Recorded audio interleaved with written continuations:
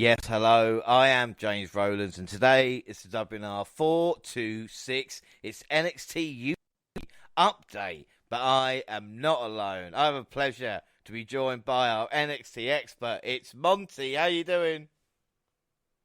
I'm back once again. Always excited. You don't understand. I get perky when you say NXT expert like that. Like, oh my goodness. Like, but at the end of the day, I used to be way more prouder of that title. Anyway, but yeah, let's get into it. I'm ready to talk about it. Another batch of episodes to, get into. I will say that before we continue, obviously the 4th of May was WNR's 7th anniversary show. Of course, Mont, you've been a part of it for the past couple of years.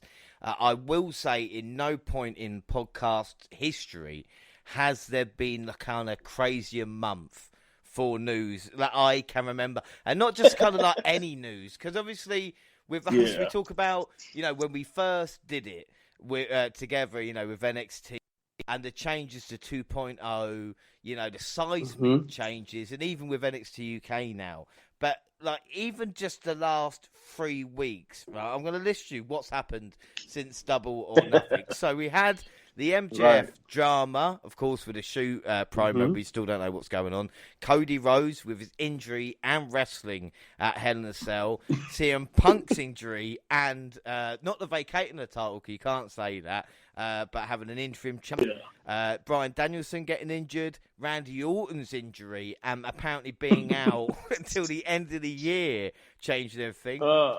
Jeff Hardy being arrested for DUI and being suspended from AEW. Sasha Banks, and the rumours that she's been released, but no one can confirm. I've never known a story kind of to be not dragged along as such, but just to what is going on. Of course, Jake Chris burning the WA belts as he did.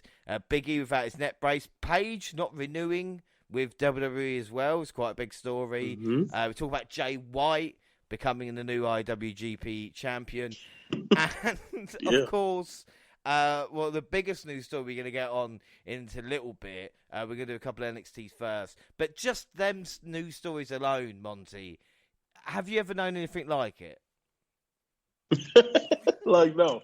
This is insane. I remember, I think it was a couple months back, you mentioned that this is going to be a big summer. Big summer, wrestling, a lot of stuff going on. We had shows that we were ready to review. And the news for this summer, I don't think anyone thought that the news would be as hot as it is. Almost hotter than the wrestling, the headlines every day that you're starting to see coming out. And it's insane. I can't really even put words to it when you think about everything that's been going on, like you said, from the bad luck with the injuries to the situations that we have going on now with Sasha Banks and her contract and no one knowing anything, to Paige, and so it's just like you said, it's just a crazy list. Even if you took down every individual story, we could have we'd probably do a pod for every story almost. Yeah. That's just how crazy all of this is. It's unbelievable. And I don't know how you feel about it, but I'm not as hyped for the wrestling as I was when this summer kicked off. But I am just waiting almost by my phone to see what's going to happen next. I don't know, whether it's the wrestling or whether, who's going to pop up where, who's leaving, what's going on. It's just always something around the corner as a wrestling fan. So it is interesting times, man. Interesting time. It's a bit like, I think it was 2016 or 2017 where every celebrity just kept dying. Every week, it'd be a Bowie or whoever it was that. And you're thinking, and I don't know, it won't be until kind of the end of the year, when we all look back and think, this is not even, we've just gone past halfway of the year, and we've already got, I even saw it, you were talking about, Kevin Owens and Stone Cold, headline WrestleMania. and no one cares. Who cares about it? Now, we haven't heard anything about it. It's no one. It's a distant memory, and it's just June. It's just we're 6 months in. It's we can't possibly have another 6 months of this size news, because it just what else what happens, like WWE shuts its doors, or like, you know, I don't understand how you can't mergers, like all types of stuff. Like who knows? It's crazy as well, because it's even like, you know, you watch it, like I said, the wrestling shows in itself, and you're thinking of like kind of bigger news stories even behind it. It's like even not talking about Roman Reigns, you know, only defended the championship once since WrestleMania. Since he won it. Been a part-time, you know, being on SmackDown maybe 3 times since. And no one cares, because there's so much more going on. That's fair. Like they gave him that belt to say he was going to be on both shows, and he's done the opposite. He's done neither. And no one has to say a word, because it's just headline after headline. But one thing I did like, and I will take note, especially this week in wrestling, as it was, well, it was good to see, you know, all this change in the world and everything like this. On Raw, you had Seth Rollins delivering a great match against AJ Styles. Obviously, Roman Reigns on SmackDown, great match against Riddle. And then on Rampage, you've got Moxley having a great match against Dante Martin. So I'm thinking, well, at least the Shield are kind of doing all right at this moment in time. But everything else falling by the wayside. But these chaos around them. It's like, at least we've got some stability. But even with like NXT 2.0, we talk about what can change. WWE released NXT star Troy 2 Times Donovan. It was only last week I was mocking, and now it has been released. 7 days. Yes, not budget or creative. He failed a drug test, and they said the door is open. But I mean, come on, guy, you know what WWE are like at this moment in time, and you do that, you know. Yeah, and then it's crazy because, like, I don't know about all the recreational drugs or whatever, but I know, like, you know, there's reports about them being more lenient on, you know, on like marijuana and other stuff. So it's crazy when you you know, you get busted for this now. You think like, oh my God, that era of those type of stories. Like, I remember a few, like, you know, the end of the 2000s. Where you get those headlines every other week in wrestling, like, you know, this guy got popped for this, whatever. So this was very, very weird. But yeah, man, it's kind of crazy how fast that happened. I don't know. I think they did invite him back, so that's a good sign. But you know, a year, we can't predict anything. So we'll see what happens over this time when it comes in his future as far as his career goes. I didn't get a chance to see much of him to really get an opinion on him, but you know, he's young, so this is probably just a speed bump, you know. Well, it's like WWE stopped caring, because we're gonna look at 2.0 from this week. That's fair. And they're literally just like, we could cut it, but we just can't. Just can't. Yeah. We've just I'm beyond confused. He's just there like, oh, well, he's not. Is he gone? Or is he?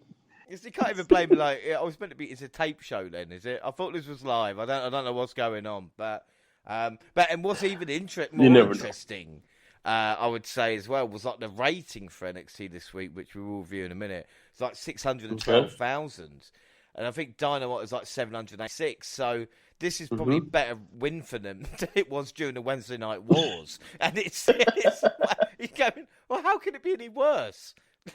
Like, really, honestly. Yeah, I don't. And you know what? The funny thing about that is that on both sides, when it comes to Rampage and 2.0, I struggle to see the appeal that brings people back at times. But, you know, you're right. 2.0 doing a lot better than some shows that me and you definitely liked a lot better. So, hey, whatever. Yeah, some people must sure like Toxic Attraction. Someone's enjoying this. Yeah. Yes. Yeah. Saying. But WWE have also announced its second next in line class, because they are running out of talent. 15 college athletes have signed. We have got Ali Mattox from Cheer and Dance, Case Hatch from football, American that is, Chandler Hayden for track and field, Colton Schultz And they're going to change all these Wow. names anyway. Erica Yeah. Link from volleyball, Kay Sean Moore from football, Luke Ford football, football and basketball, Malik Carr, show off, Rachel Glenn track and field, Ruben Banks track and field, Thunder Keck football, and Tiana Omazig. I suppose if it works as well as the first lot, I mean, things are going to be all right, aren't they? Yeah, sure. And, at the end of the day, I was about to say they have a type, but how many of these football players will we actually get to see develop? We will see. I don't know what to tell you about any of this other than the fact that WWE obviously has a type. No amateur wrestling this time, though. I didn't hear much of, so I was surprised. Like, you would think they would be trying to, get the amateur wrestling market down, but football and basketball takes the crown. Some at least some sort of connection. But it's funny because you imagine these guys getting signed, and then maybe someone like Canyon Seaman coming up to him with his iPhone and starting the time and going, right, you got 6 months. Just walking away. Right, exactly. But it's people who've been released, and the only thing we saw of them was that photo in the property of WWE t-shirt. That's it. And it's people who've been in and out. We've never even seen them on television. So we'll see how this batch turns out. So independent wrestling is going to be like former WWE star. It's just him in his performance center top. Like, I don't know if it counts. I don't think they really count, but okay. All right, fine. And we have mentioned the elephant in the room, so let's go for it. We're going to do, like you said, Monty, we could dedicate a whole podcast to this one thing. We're going to go into a deeper dive in our Money in the Bank review, because I think with Forbidden Door, with Japan and stuff we want to talk about, we want to give it a bit more time, so we'll go into Money Bank. I'm sure Jackson and Gene have got a lot to say about this. But the news this week was Vince McMahon is stepping away from his roles as CEO and chairman of the WWE Board of Directors amid an investigation into alleged misconduct. He will be replaced by Stephanie, who herself walked away just a couple of months ago. Basically, Mr. McMahon will still retain creative direction during this, and John Laurinaitis will remain in the role. It all started with Wall Street Journal reporting McMahon secretly paid a former employee $3 million in January after having an alleged affair.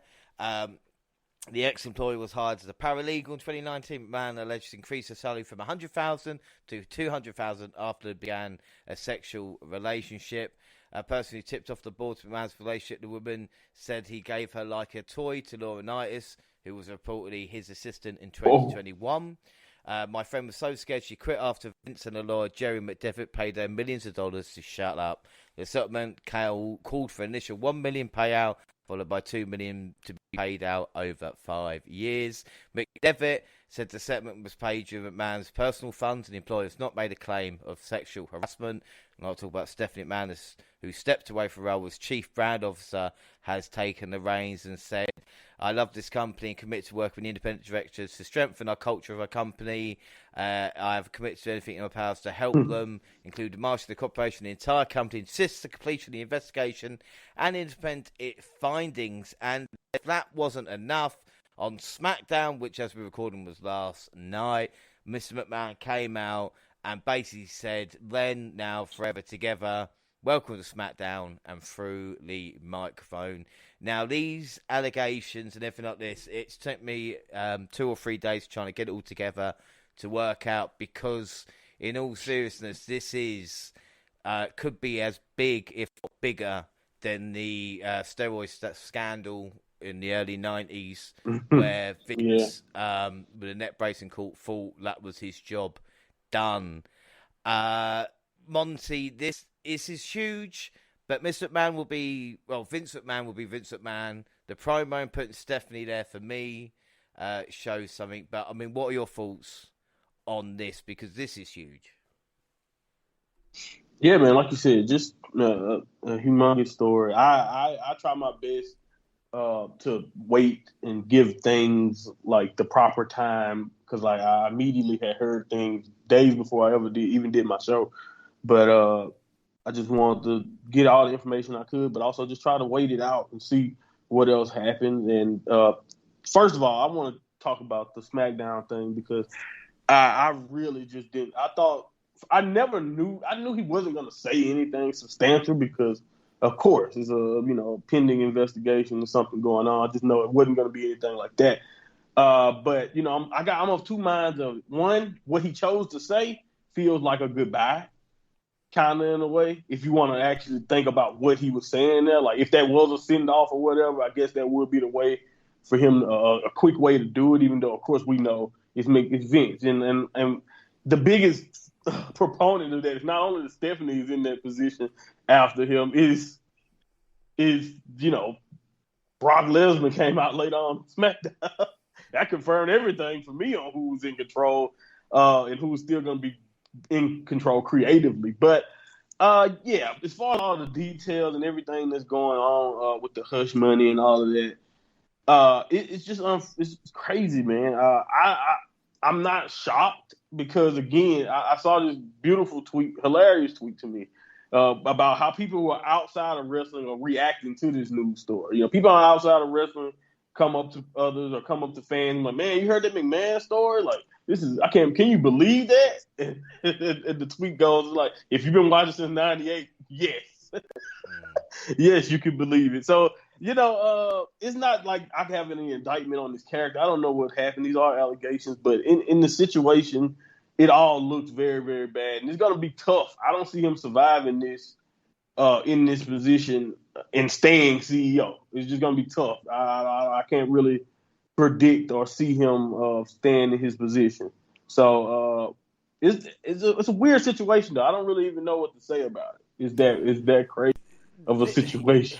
This is the thing, and like you said, even with the allegations and if it's going on, people kind of made their stand straight away. But it's, for me, the cult of personality and the kind of bigger celebrity you are, the kind of more you get away with, the amount of money that you've got as well. And people might be compared to Epstein or wherever it is, and we've had places there, but it's even like kind of Mike Tyson in the past, or even people bringing up Stone Cold with Deborah during kind of Vince McMahon's management, saying, "Oh, we allowed this," and there's been so many employees, disgruntled and not, who have made allegations. Over the years. There was four episodes we've done in the past with controversial characters. Vince McMahon's been involved in every single one, whether it be with Nails and the stuff that kind of went on there, with the whole, even the Stephanie Macho Man kind of relationship. Obviously, all the on-screen stuff. And, the thing is, people saying with Vince, even the incest storyline, but with Vince McMahon, in his eyes, he would do anything for the product, and he doesn't understand. People have said this before with Mick Foley or Steve Austin. It's like there's nothing he wouldn't do there, so he expects it of his talent. And what I find really kind of worrying and disconcerting is there is no way Vince McMahon is going to give any power away if he can't help it. Even if it's even this thing of putting Stephanie in charge, he is the one pulling the strings, and this is, and another thing, and I felt bad as well, because the first thing I thought was, who was in the WWE or the board of directors have leaked this? Are they trying to get Vince McMahon out? Is there a coup going on here? A lot of things about Nick Khan, and then I was thinking, of course, about the victim and everything else that's happened, but these are the kind of things that have gone around because you can't. Vince McMahon is, especially with wrestling fans, people hate saying this, but he is like God. And people have grown up with him in this position. I don't think, and even I can't picture him not there. It's a bit like in our country with the Queen. Some people might love her, some people might hate her, but when she's not there, people will be like, what the fuck? Right. And you know what? That's a great point. I even mentioned that. It's going to be weird. Very, very weird if we ended up, and that's the outcome that we have, where there's no old man there, and I call him the old man, but it's just like, I say it that way because it's just like, he's like that, like you said, godly or like fatherly figure of the wrestling business to a lot of us, and that's the reason why you get the response you saw on SmackDown, and all those people doing all that, bowing and all that. I understand that. I still thought it was a horrible look, and I still hated even the whole idea of him coming out. I'm just like, oh no, they announced it on at WWE. Oh, so we know what this is. Like, it just felt like, okay, you want everybody to come, get this ratings pop, and we know you're not gonna say much because you can't say much, and it's exactly what he did. And again, like you said, he'll do anything for the product, and it's gonna be so awkward. But I even said this on my show. At first, nothing's gonna change as far as like creative and as far as like who's gonna be in control. But like you said, if this leads to something, if they could use something like this situation to make a case against him towards the board to remove him, then maybe this would be like the catalyst of that change. But yeah, I'm of two minds because I know there's plenty of people out there who couldn't wait for this. Like, they're waiting for Vince to be completely out of the picture. And then there's people who are on the other end of that spectrum. I'm one of those people who are in the middle. I appreciate everything he's done. I appreciate him raising me when it comes to like as pro wrestling and what it is. That's was my idea of what wrestling was supposed to be, and he is the reason for that. I appreciate that, but at the same time, that, like you said, that doesn't excuse what happened to the victim. That doesn't excuse all the stuff, all the transgressions that he's possibly gotten away with over the years, all that type of stuff. And again, I said this also on my podcast. This is not really uncommon for someone in his position, like CEOs or whatever. I said this as a joke, but I meant it literally. Other people, are calling other CEOs were calling and making sure of their situations. Are like, are we okay? We're fine. Do I need to drop off some cash or something like that? Whatever it is, like, I'm telling you, because I know how this works. But that doesn't excuse it and make it not, or make it acceptable. So at the end of the day, this is tough because of who it is in this situation. But the moment we start changing the goalpost because of who it is, then we're gonna have chaos everywhere. So he definitely has to be held accountable. But whether or not he's gonna be out of the picture completely for WWE, I don't know, man. Like you said, it's so hard to imagine him ever being completely out of the picture without him, being on to the next life. Yeah, and then again, it's just to a purely kind of, creative standpoint, not anything else at this moment in time. Just looking at WWE TV or anything that's get processed and people saying Vince being moved or someone else coming as creative is going to make things better. But with Vince not there, we don't know what else he's stopping or what else, there's control from TV executives or anything like this. There, we could see more things, and it's kind of like, well, the devil you know rather than the devil you don't. But again, he's still the devil, Yeah. And I think anybody in the past exactly. 25 years can look, a whole list of things and think, for Vince, he puts his company first, and that is, quite worrying that he will go down with his ship, But like I said, pretty much, yeah. We'll go more into a deep dive. He's gonna hold that flag as they sink. Yes, deep dive into it a bit more, like I said, in a couple of weeks. Last bit of news from today as well is we heard about the sad past David Hebner. And of course, people might know Earl Hebner a little bit more, but of course, Dave Hebner as well was a former WWE referee. Of course, starting classic showdowns between Randy Savage and Ricky Steamboat at WrestleMania 3, and the clash between Savage and Hogan at WrestleMania 5. And of course, one of the most memorable moments in WWE history when Andre the Giant and Hogan met on the main event for the WWE title in 1988, which had the most viewers ever, with Dave locked in a closet. Earl, $1 Million Man, Ted DiBiase led a trap for the Hulksters. Dave joined Earl in the ring. He made a photo of Hogan scene double in disbelief. And of course, Hebner would work for WWE in backstage capacity up until 2005. But again, one of the most memorable moments in professional wrestling, and Dave Hebner will be missed. Yeah, I agree, man. I kind of again, like you mentioned earlier, with all those stories, it's one of those things that really went under the radar. Usually, when we have a death in the community, you would hear more about it. But again, I'm not surprised with just so much going on. It kind of snuck in towards the end there. But yeah, man, my condolences to the family. I'll never forget being confused as a child watching this clip of two Earl Hebners in the ring and just being like, when did that happen? And I went back many moons later to check it out for myself and see what that was all about. So, man, this is tough when these things happen. You hate that, but just the circle of life. But I do send my condolences to everybody. Without a doubt, sad time. As we move on to the latest on the WWE Network, we did have a table for free dropped in the last couple of days. It was a Hurt Business with Sarai Alexander and Bobby Lashley. Now, Monty, I know you've not caught it yet. It's only 20 minutes long, but they'll talk about the kind of inspiration being between Suge Knight, Don King, and The Rock to become how Hurt Business came about. More about talking about bonding as well, and the kind of putting the suit game on and realising how good they looked. And one of the best stories as well, something to look out for, is them talking about spending time together and then trying to take each other down. Now, Bobby Lashley, of course, with wrestling training, Shelton Benjamin. But Cedric Alexander actually took Shelton Benjamin down. And they talk about this story. Shelton said, yeah, he was blindsided by Cedric, but did get taken down once. But as Cedric said, his mat wasn't even on the floor for 2 seconds before he's back up again.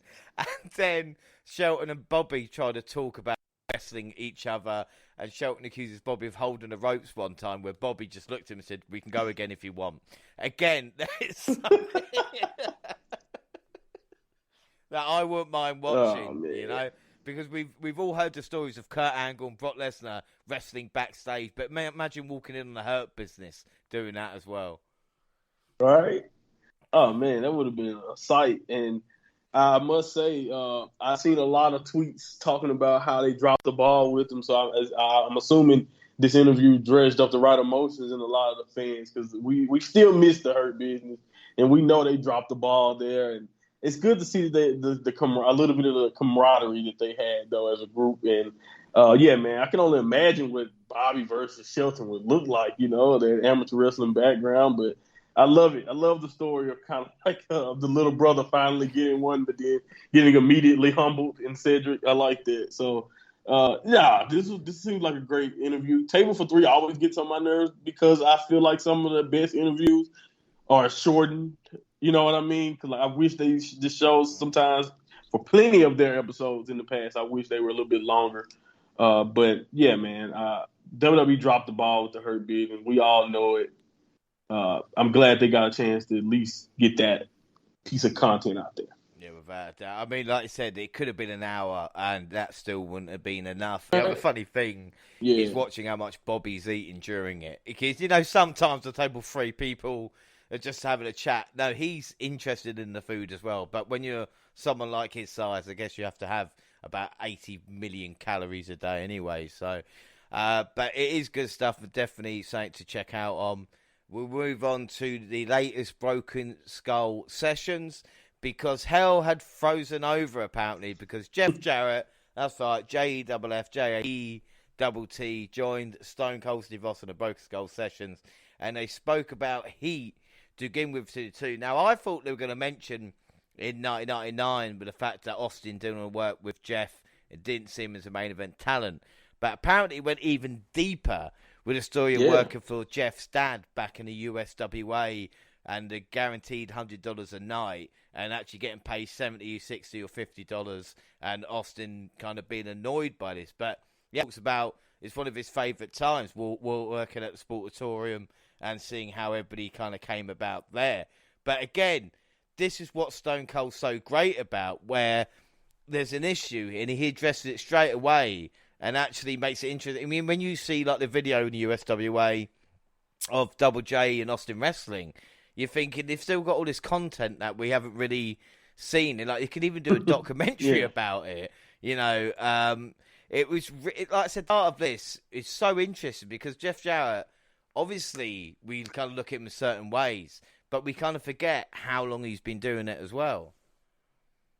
I agree. I think this is a great reminder for me at just how long he was able to just stick around, and be, Jeff Jarrett. And as a matter of fact, he's wrestled a match in this decade also. So it's funny how how he just has continued to reinvent himself and keep going. But yeah, I love this intro too because I was like you. I heard the original story of just like Austin not believing, not liking him or whatever it was, and not thinking he was worthy of the spot. But finding out the other story, it just kind of made me think about the classic tale of how you tell one person one thing, and that person goes and tell the other person another, and then it keeps going down the line, and then by the time it gets to like the 12th person, the story is completely different. And now it's just, and I think that's what that sounded like. It just sounded like a whole bunch of just storytelling, and then the two guys who are actually the objects of the story is looking around like, what, he got a problem with me? And Jared is like, what, Austin don't like me? You know what I'm saying? So it's just funny situation how they kind of got mixed up there. And but yeah, I always thought, I'm glad they acknowledged it too, because I think that's probably if you for years now, if you mention those two guys' name in the same sentence, that's what people talk about. Austin didn't want to work with him or whatever, So it's kind of cool that they got to knock that out the park and say, no, there's no heat here. It never has been. So, that was nice. And but you're right. The sheer amount of time that Jared has been in the business is amazing. Well, like I said, even he debuted in WWF December of 1993. And when you think, nearly 30 years ago now, I was not born.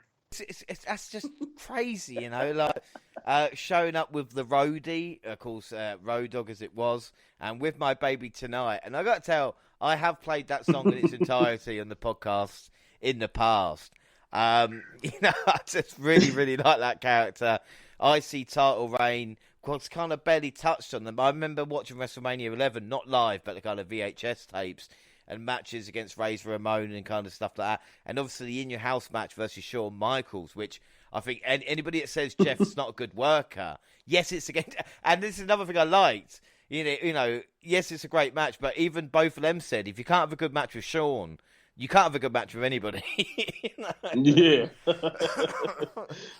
Yeah, and I like the locker room, not necessarily knowing that he couldn't really sing. Like that little element of it was cool, and the fact that this was all like the thing that used to always get me about Jeff and in this character was like, who the hell told him to wear that gear? Like, what is this? The hair and the gear, like what is he wrestling in? And then of course you come to find out, of course it was all Vince. So for the most part, the gear and all of that, the hat jacket combo and all of that, the strut was all Vince, because of course it's something that he would be into with the singing cowboy. But yeah, it was nice to get a little bit more insight into that, because that period was always interesting to me, because I was introduced to, guitar carrying Deborah next to him, Jeff Jarrett. That's the one I grew up knowing about first before going back and watching WCW, watching him in his original WWE run too. So Jeff Jarrett has had many, like Jericho gets a lot of credit, but Jeff Jarrett has done it also. A lot of incarnations of him, a lot of different promotions. So it's funny when you think about that. The move to WCW only there for a year after having success, Intercontinental title, and then decided just to move away. During the time, it was the NWO as well, and of course, with Flair, and he talks about, touches on the relationship with the Horseman. And then even I, who kind of think, I know everything, like the unknown Raw Shoot promo that Jeff did, in the middle of '97, which I kind of thought, that's completely gone under the radar, even having to go at Jeff and stuff like this. And then the singlet and the NWA champion reign, which I think everybody rightly forgets about. Tennessee Lee coming in and trying to be his manager. But like you said, the haircut versus X-Pac at SummerSlam, it changed things, and it turned into the don't piss me off era. And then they do veer slightly, talk about tag team champions with Owen. Because when I first got into wrestling properly, like January '99, I was like, Jeff and together as a team, and I just thought, that's kind of normal. And even Jarrett, they talk about Owen Hart, what happened over the Edge, and he talks about it takes 19 years to kind of deal with. And even the story about the fall, which people have heard before, Jeff can't even. But Jeff was walking with the ring with him. They'd found a little space to kind of get changed. And then someone told Jeff he had to do a promo. Why? It's Owen's match. No, you got to do a promo. And as he's doing it, he can see Owen being past him on the car, trying to resuscitate him. I mean, and then he has to go out and have a match. How the fuck can you actually deal with, in all, joking aside, even with wrestling, if it was right or wrong, like, I physically would just stop. I wouldn't, for him to be able to go out and do it, it's just crazy, And then saying we went out there, saw the dent in the ring and the blood, it's just, what the fuck, man, Yeah, man. That whole situation has always been one of those things that I've never been able to just actually stomach. Even JR having to talk to us and telling us about it, the way they did it, and the fact that he had I was just heartbroken because I don't know how you could do it. As a commentator, you get told, you see what happened and all that just happened, and now you have to come back and you have to calm the viewers down. I don't even know how do you calm someone down. Yeah, man, that whole situation. I can only, like I said, kudos to everyone for continuing, and even though I know a lot of us as fans definitely wish that it didn't continue, and they probably wish that it didn't continue. But kudos to them for getting through that, because I can only imagine what it's like in being in them shoes. Like you said, it's something that we can't, even fathom. I remember watching it live, and like I said, JR was telling us. I mean, I was a kid at the time, thinking it was all part of the show with the Attitude Era. I will say something I've heard from Jimmy Corderas actually about this moment as well is, I think this is on the Vice documentary about it, as Corderas in the ring and he can hear someone shouting and he looks up and sees Owen Hart's fallen. Owen Hart's last act was to tell Jimmy to move because he was going to fucking fall on him, and you talk about that as a man, to be that, and that, as my dad would say, is heavy fucking metal, man. And Owen Hart, a lot of people talk about it, and of course we've had AEW this year, but that is a moment that should never ever be forgotten about. Yeah, I agree. It's just something that, shouldn't be forgotten about. I'll never forget it, and it's just crazy, and I can only imagine, shit, that was his friend. And he didn't even know until he got to the ring. He didn't really hit him. So it's crazy, man. Yeah, man. I never forget that moment. And I'm just glad that now, many, many years later, his memory is still celebrated the way it should be. Yeah, well, one of the things, Owen was scheduled to win the Intercontinental title from Godfather, but that went to Jeff Jarrett the week later. And again, matches, low for the European Intercontinental title during summer '99 used to start the pay-per-views and were really, really, for me, entertaining. And then they moved on to Jeff Jarrett hating women and, of course, taking out Mae Young. We get another great Mae Young story of being told to be hit as hard as possible. The same with Buddha as well. The Good Housekeeping match with China, which, again, really holds up, I will say, how is guitar a household item if the Intercontinental title was not? But then again, I guess I'm still not over it, 25 years later, whatever it is. Of course, the story of No Mercy was Jeff Jarrett holding Vince up for cash because his contract had expired the day before, and he got paid $175,000 to do the show. Even though Jeff says there's no hard feelings. We'll get onto that in a minute. The move to the WCW with his buddy Vince Russo, which he says is nothing to do with what happened, but he did have 4 world title reigns, and Gary Coleman as well, which I didn't know. I mean, what you talking about, Jarrett? That's what we had. The matches with DDP, and then the look at Bash of the Beach 2000, with, again, Jarrett laying down and telling us he hated that situation. I mean, yes, he got world title reigns. Yes, he was paid a bit of money. But that whole WCW run towards the end just looks a complete disaster, Oh, man. And trust me, I'm someone who actually, and by the way, I apologize to myself. I actually watched 2000 to 2001 WCW and went back to try to relive and see what was going so wrong. And it was as bad as it sounded. it is. Oh my God, it is bad. And he is, and unfortunately, two of my favorite characters. Not mentioning Jeff Jarrett, even though he was the world champion around the time. But two of my favorite characters happened during that era of WCW. That was Booker T, and that's when Scott Steiner kind of really started to come into his own as a, of course, Big Papa Pump, just being Scott Steiner. So, I do enjoy those moments from that time. But yeah, it was rough, and the laying down for Hogan stuff, you can tell that was just, it was horrible. Like you said, bad TV. He looked like he didn't like it when it was going. Like he looked disgusted. He used the word disgusted. If you run the tape back of how that whole thing played out, he was definitely disgusted. And the fact that it still sticks with him today kind of is one of those things. But yeah, man, as far as like whether or not Jeff was a big star in WCW that second run because of Vince Russo, I would say, of course, it has something to do with it. But the funny thing about that is he kind of mentioned that earlier because he said earlier when he wanted to leave WWF at the time, it was because it was only one boss basically. He knew where he stood with Vince, but in WCW it wasn't necessarily like that. And you get one of those people who favor you. He's not going to turn down becoming a 5-time world champion.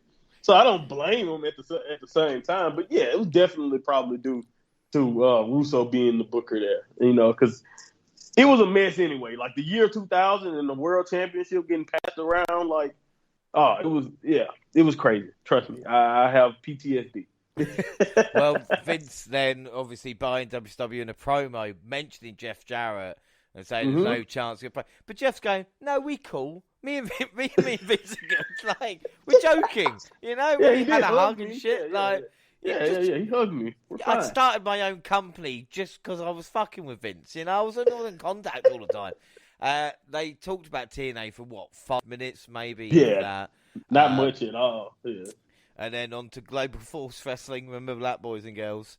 And then talking about obviously problems, demons, drinking, and getting through that into the Hall of Fame. And then, of course, the last and legacy. And what's really weird as well, talk about history repeating itself, is Jeff Jarrett has recently put into position of power, taken over from Stephanie, the kind of live events and stuff like this. What's even stranger is back in 92 when a steroid trial was just taking steam, Vince McMahon put Jerry Jarrett in charge, and we said to him, if anything happens, you will be running the show. And it is weird that we go 30 years later and the son is in the same position in WWE now. Crazy. Well, the Jarretts, again, another family. Cody always says there's more than one royal family in wrestling. But the Jarretts have had their fingerprints on the business for the past 40, 50 years. And even now into the future. And Jeff, you talk about TNA, he's the one that keeps coming around. And even when you think, he's done and finished, even with problems with Vince back in 99, still into the Hall of Fame and still in position because he's Jarrett. But again, Stone Cold in this brought out the very best in Jeff Jarrett. And it is a monthly pleasure to watch it, no matter who's the guest. But I think this month, it really hit the mark. Yeah, I agree 100%. Austin is always really good at, like you said, getting the most out of a lot of the people he's interviewing. But also, I don't know what it is. Maybe it's just me. But I really, really enjoy when Austin has someone that was in his era of wrestling. Not to say those other interviews are not as good, because I love different interviews. Like, for example, Lita was in his era, but at the same time, she had a big chunk of her career not in his era. And I still liked that interview too. But when the people who had a lot of their run next to Austin, he seems to really get in his, he pulls out his best stories and all of that too. And he gets a lot of great stories out of those guys because I guess it's because he know how they tick a little bit better. But still, I love this interview. This was a good time. Yeah, without a shadow of a doubt, we look forward to next month's edition. And now we have got one episode of 2.0 to catch up with, unfortunately. June 14th. We started with the tag team titles on the line as the Creed Bros beat Mallet Blade and Edris and Noffy. And just when you and I start saying we like a team, they get absolutely destroyed. But it's quite a competitive match in its own way, wasn't it? Yeah, I agree 100%. It's funny though, like talking about how much we actually enjoyed them and seeing them in this situation and immediately was fun. But I thought this was not bad, typical tag match story, but it's still a good form. It's one of those classic formulas that works. It's like it's tried and true because it works. You know what I mean? So I thought this was simple but not bad at all. And yeah. This was enough because they are fighting the tag champs. This is a step up, I think, still for Idris and Malik. Yeah, I think about that. We get Fallon Henley beating Tiffany Stratton thanks to distraction by Wendy Chu. Looks like Chu's moved on now. Wesley beats Arn Quinn.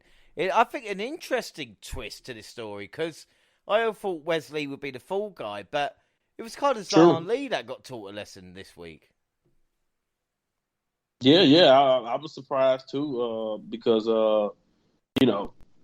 I'm not really surprised of how it worked out, like the way the match went. But as far as like the result and all that, yeah, definitely shocking here with Quinn sneaking out there. Yeah, it'll be interesting because he's definitely got the look, but you just worry when he's getting beaten like this, you think, oh, he's going to be next round of cuts then, I guess. But then we got to be... You never know. Yeah, it's so up and down. Like, you're right. He looks like money, but it's like, is he there enough in the ring to them? And, like, can you trust him going forward? I don't think we're there yet. No. Well, Joe Gacy put over his future plans before the Dyad came out to dominate for him. The unnamed hooded men controlled Dante Chen and Javier Bernal for hitting an elevated DDT for the victory. Now, it is tough to wrestle with hoods on, like full on out. Oh my God. Didn't they just put masks? I don't know why they just really like no mask. No one decided to just try that. It just seemed like it'd be so much simpler. And only thing I could think about after watching this match was that they are soaked under that because it just looked hot. It looked like very, very. Like, it don't look comfortable at all to be wrestling in. I'll say that much. Right, Mike. For fucking Mike. Right on time. There you go. It couldn't. Last week, not an issue. Oh, well, hang on. There we go. All right. Yeah, it's stupid for fucking adverts on stuff like that. I too high for that, man. You're slipping. You can't see. It's like, what are you trying to do? Talking about stupid, Tony D'Angelo gave 2 dimes to Stack's promotion. Hang on a minute, he just got fired. He's getting promoted.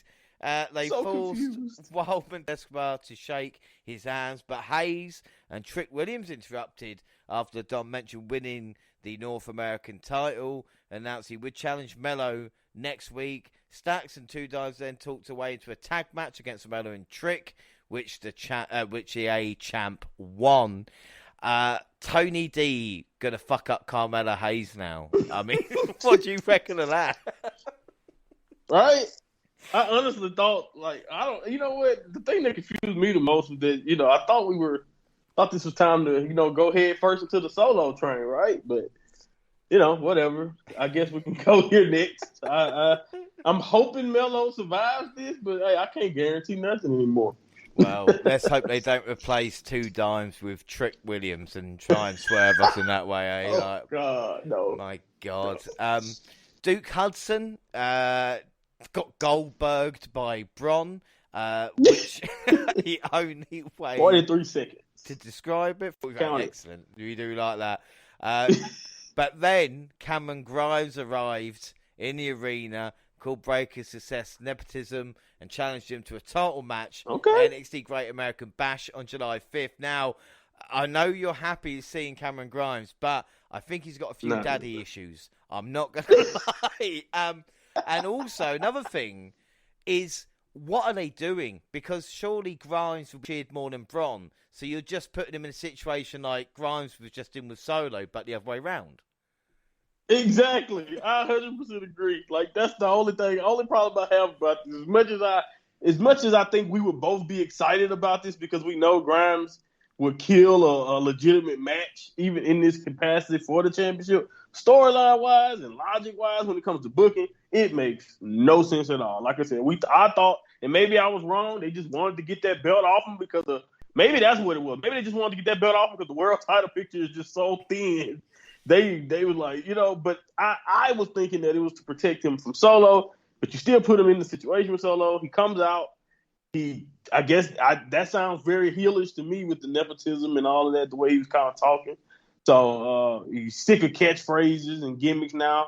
So you know what that means. They end up doing it anyway. So it's like, where are we going? So I think it has to be just because they were so thin in that world title division. They want to finally give us a contender who could actually give him a really, really good match. The problem is, I don't think none of us will believe in him winning this title, right? Though. No, unless saying it's hard to after just dropping the belt like he did so easily. It's hard to take him seriously there. But I don't know, man. It's so erratic, and it seems like they don't have a plan for him. That's what made me worry about future so much because they don't seem like they really know what they want to do. But what I did like about Grimes, and like I said, it's more heel side. But he basically Carlito'd someone, a bit like Ric Flair did back in the day. Right. Went up to Inoffie and Mallet Blade, who were ready to leave for the club. Grimes stopped him. He told both men, especially Inoffie, he could be the best in the business, but he's just not hungry enough. He needs to succeed because he's a loser. I thought this was really strong stuff. And I think Idris as well could, like I said, he looks like $1 million, as I say. Yes. So there's no excuse for this, and maybe this is Grimes' thing of like saying to people, you look like this, but I've had to work for my position, which again I don't mind because Grimes would always give 100%. Yeah, 100%. That's what I'm saying. I think the only thing that's why I'm just baffled at how inconsistent the booking is with him. As far as like what he's gonna do with the execution of it, I seen this coming that a character change was going to have to happen because they, like you said, they blanded him out so much. So as soon as he started to actually finally get a little bit of leeway again, you starting to already see again why we like him so much. So I don't know, man. I wish him nothing but the best. I think this will be fun, a good run. If they, depending on where they want to go with this.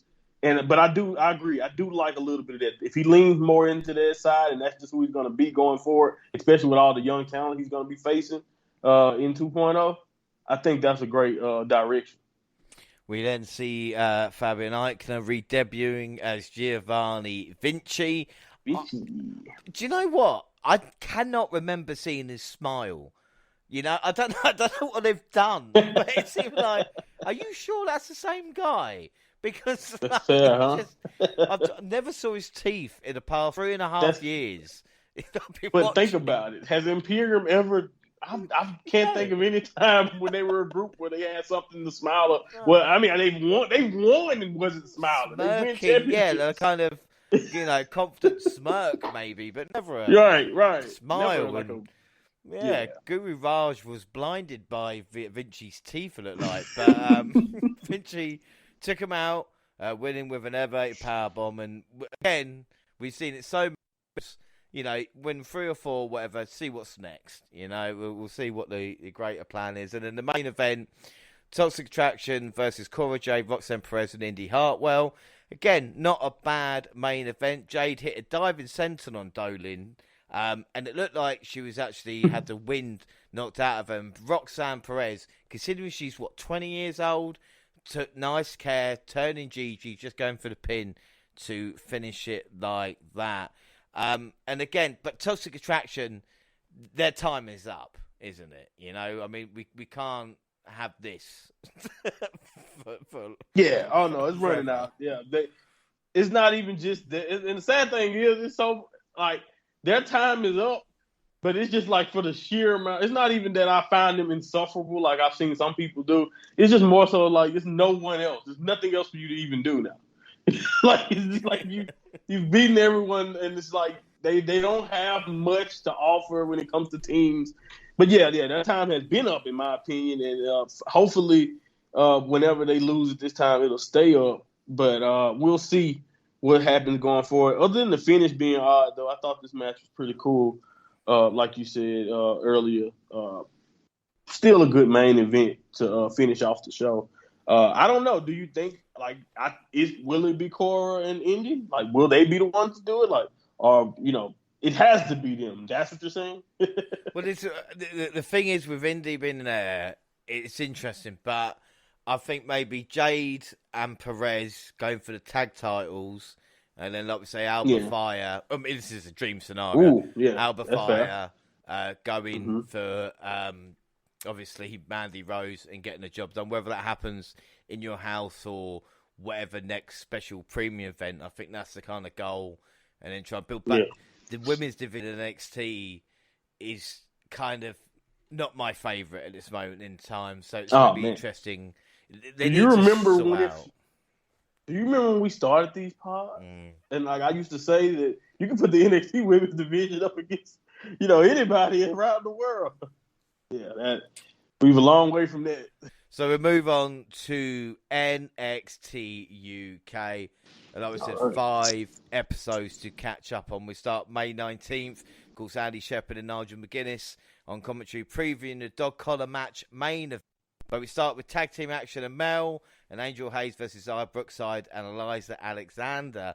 And the French home tossed Brookside around while yelling she wanted a piece of Alexander, who came in and started battering Hayes alongside Brookside until she created some space to manage to get a tag to Mel, who decimated both her opponents with a fast and furious flurry of offense for launching Hayes onto Brookside for an assisted top rope splash.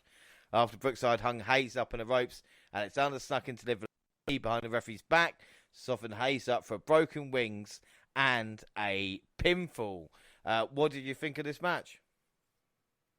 Yeah, man, it was kind of slow at first, but decent to me. I think he got on a nice little pace after a while, and everyone looked good here. I don't even know if Angel Hayes is, I don't even know if she's even under contract, but she was solid here. Maybe she is, but I think she looked pretty good here at times.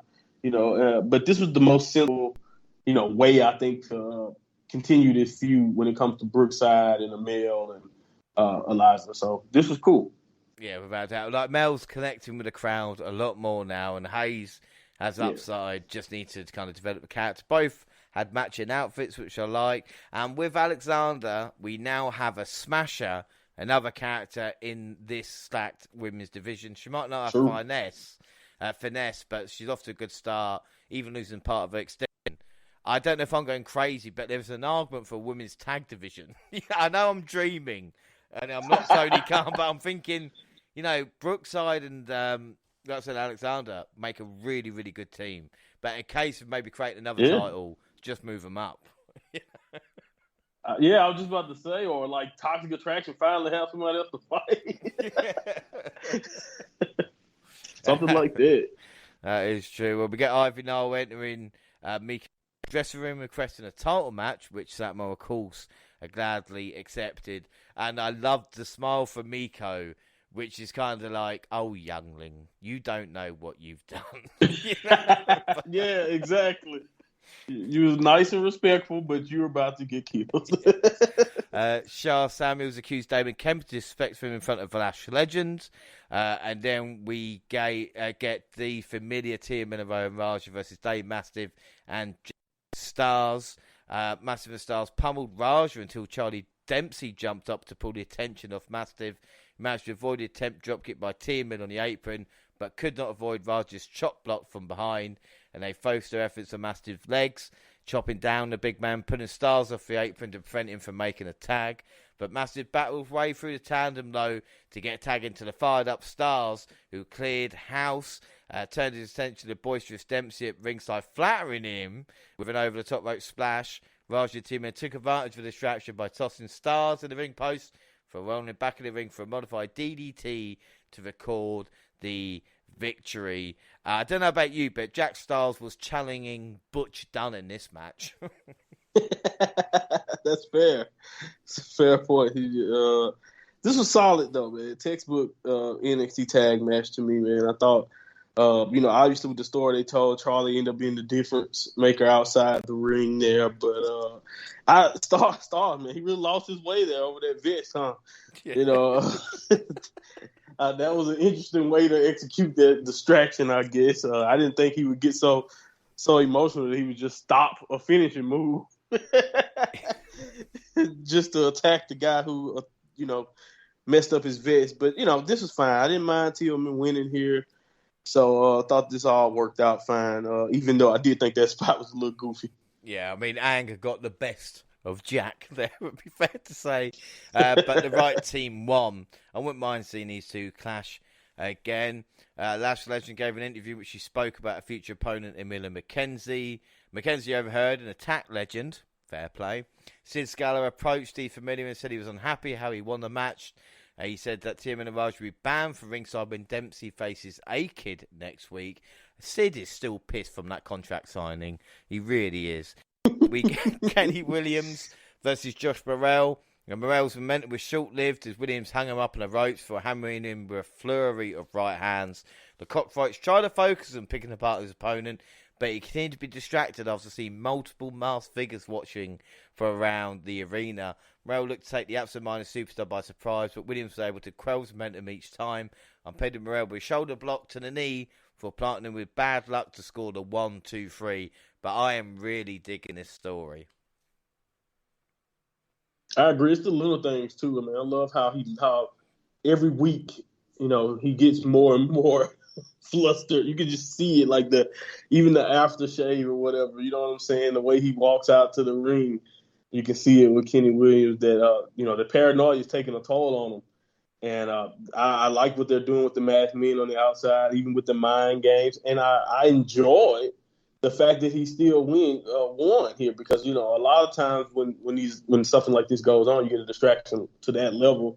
Usually they end up getting upset, something like that most of the time. But he still kept his focus, was able to win. So I thought this was acceptable. Pretty good next step in, what they're trying to tell, the story they're trying to tell here. Yeah, without a doubt. The masked members of the crowd were actually quite creepy as well. We get Trent Seven cut a promo saying he was confident Mustache Mountain would win the Triple Threat Tag Team Championship match, retain their goal. The debate reminded Seven didn't need to be pinned to lose a title. Seven said he was wise and suggested they talk tactics. And then Mark Andrews previewed the dog collar match main event until he was distracted by Kenny Williams. And just told Williams that he had a lot of enemies, which again is showing kind of Kenny Williams losing the plot a little bit, but this is why when you have so many enemies, you don't know what position they're going to come from. Eddie Dennis music hit, but he didn't show. We saw Dennis at gorilla position refusing to come to ringside while Boa chased him to the BT studios, hit a tope to knock him down, and Boa beat Dennis around ringside for finally connecting the chain to actually start the match. They used the chain to repeatedly launch each other into the ringside barricade. Dennis pulled Wild Boar into the ring post as well. He used the steel chain to lock him in the corner, hammering away at the former minion until Wild Boar broke free by putting Dennis into the ring post.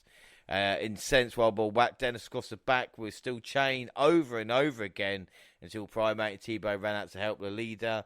Wild Boar speared T-Bone off the apron and continued to keep the pressure on Dennis, rolling up for a near fall as Primate broke the pin with a flying headbutt.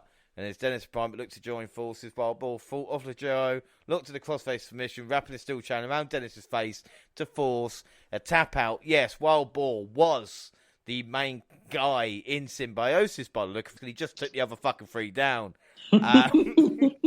Yes. Dennis gets his comeuppance. What are your thoughts on this? Man, this was really, really fun to watch. I must say, though, we see a lot of dog collar matches these days, man. They're getting really popular, but I was proud that they decided to try to do it a little bit different. I guess you can call this a PG version of one because it wasn't like it's bloody or as bad as some of the other ones I'm thinking of in my mind.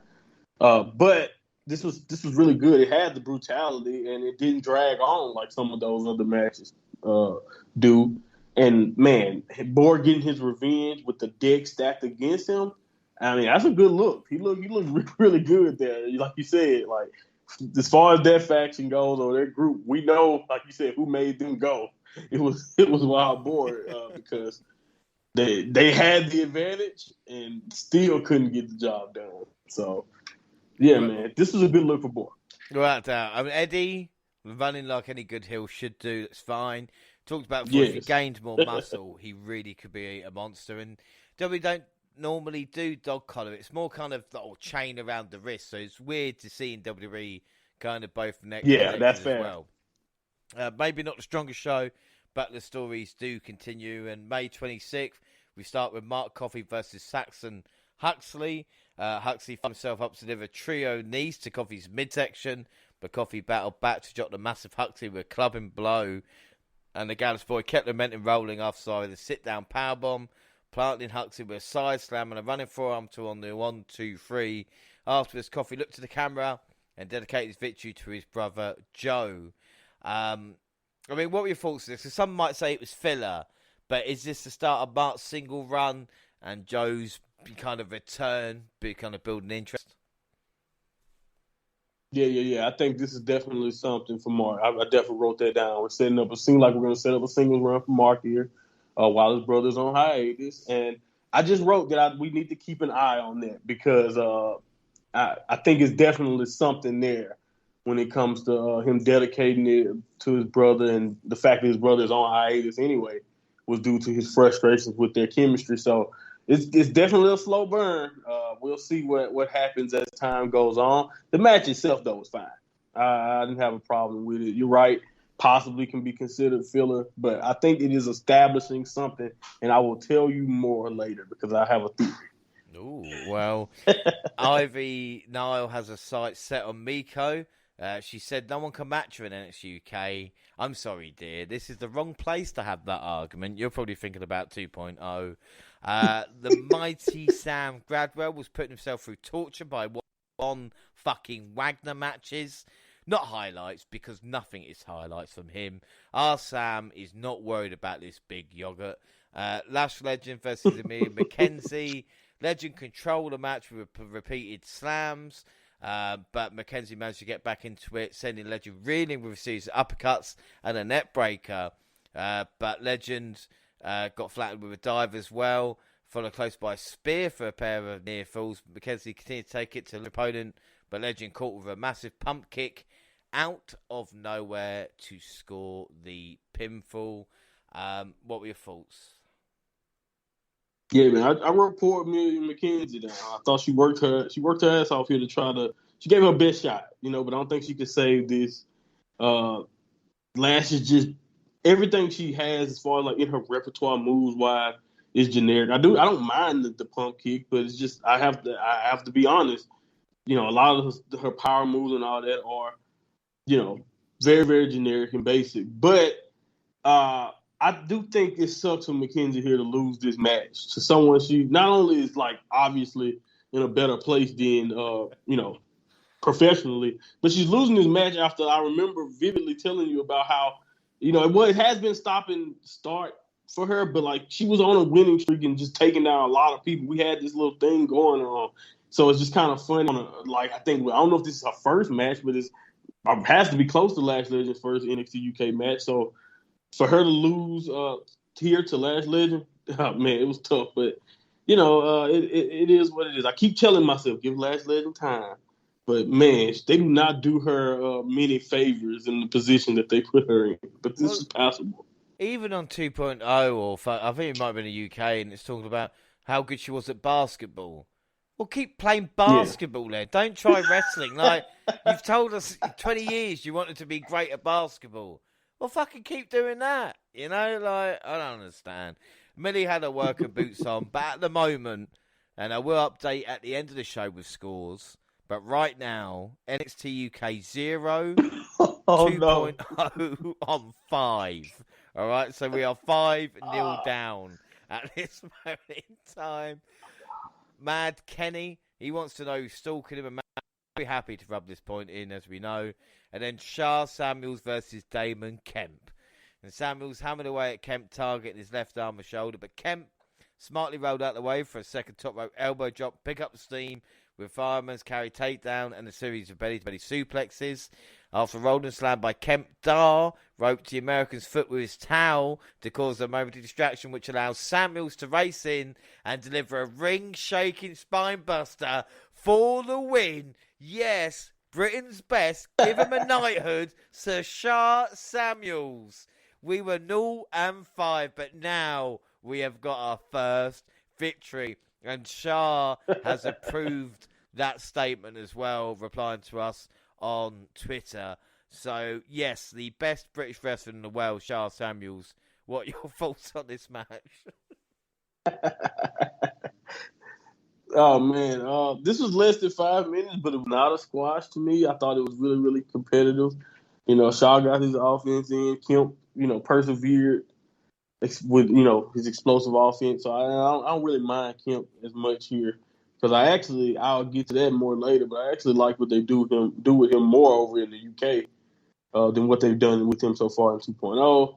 But either way it goes, Noam Dar, by the way, owed Shaw for all of his great cornerman tactics over the last few months. So it was nice to see him return the favor here. So it was good stuff all around for me with this, even though it wasn't like a classic or anything. What do you mean not a classic? The first British wrestler to beat. It's the greatest achievement. You know what? You're right. That is a special moment. It adds a little bit to it. You're right. Look what they do to Butch. Look what they did to Volty. Come on. We got to have a victory.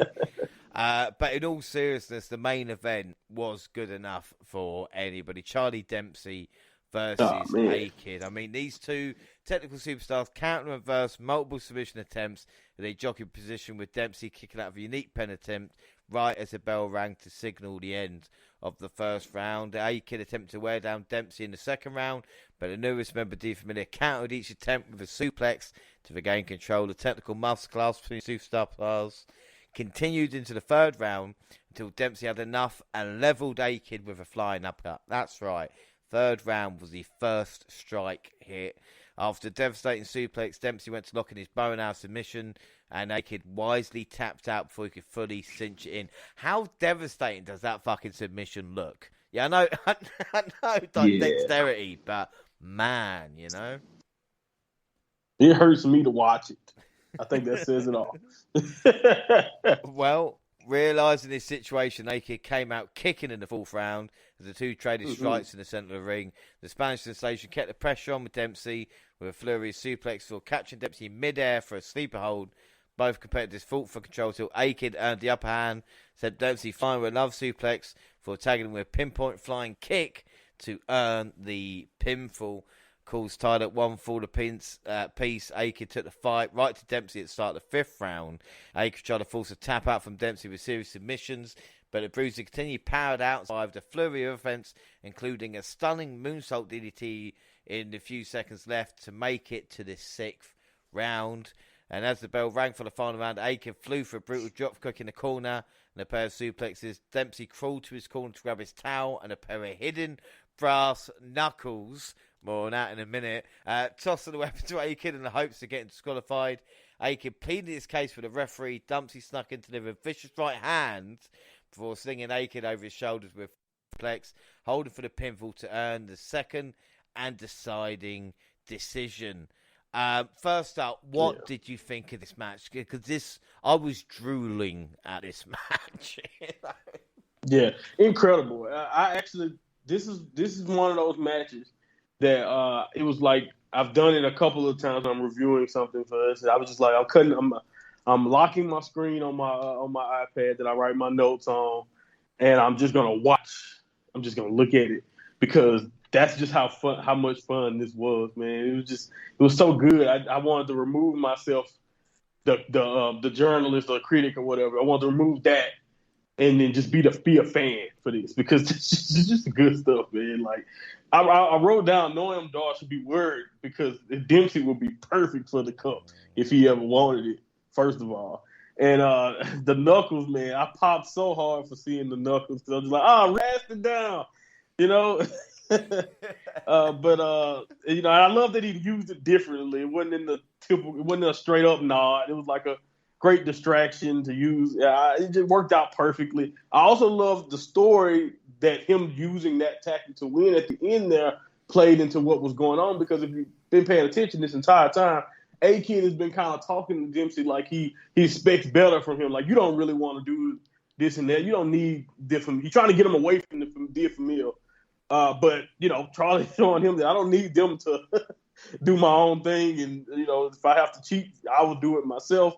So I kind of like that, like what the story of this match kind of symbolized too, while also just being 6 rounds of just beautiful wrestling. This was good fun, man. This is NXT UK at its best right here. I tell you what, and again, it's because close association with it. But when I hear people going, "Oh, this match on this show," or "this wrestler here," and usually with AEW going like, "Oh, how good this is! If there's nothing like this anywhere," just feels like I want to put a video of this in front of them. Go, just watch that, all right? Like, you telling fucking me, right? That's look how good that is. Like, and just because people aren't maybe paying attention, these two guys here are probably two of the best technical guys in the fucking world, not just like the kind of NXT UK roster. That's what's weird about it.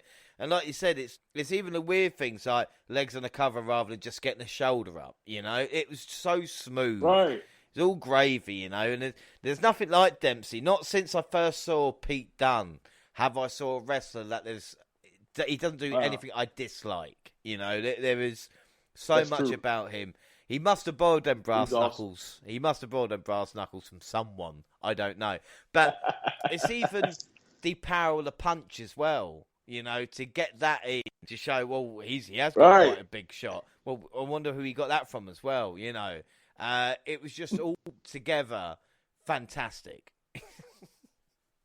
Yeah, man. I agree. It's so funny to me because I was expecting him, because of just not knowing much about him going into it. I was just like, okay, well, he's young. He has probably gonna have a great foundation, but gonna have to give him time. I don't necessarily know how much time Dempsey needs. Like, he's damn good. You know what I'm saying? Like, yeah. It's scary how good he is already, and we don't even know how old he is. Well, this is the thing. It's crazy. We don't even know how old he is, but we're talking about he could fit perfectly into Heritage Cup. But when you look at Ilya Dragunov, and we talk about, well, the NXT title, UK title needs to be defended. Yeah. Who's next in line?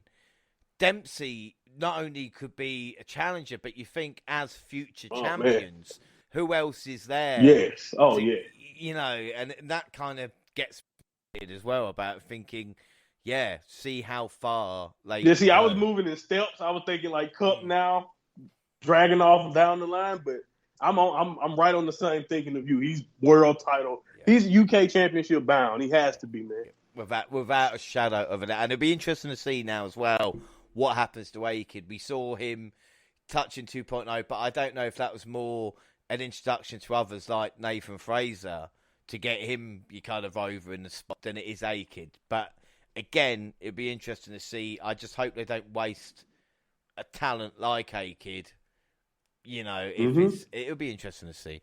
We'll move on to June 2nd. And again, another thing about NXT UK being an hour, concentrates on certain things. And today, it's all about tag team gold.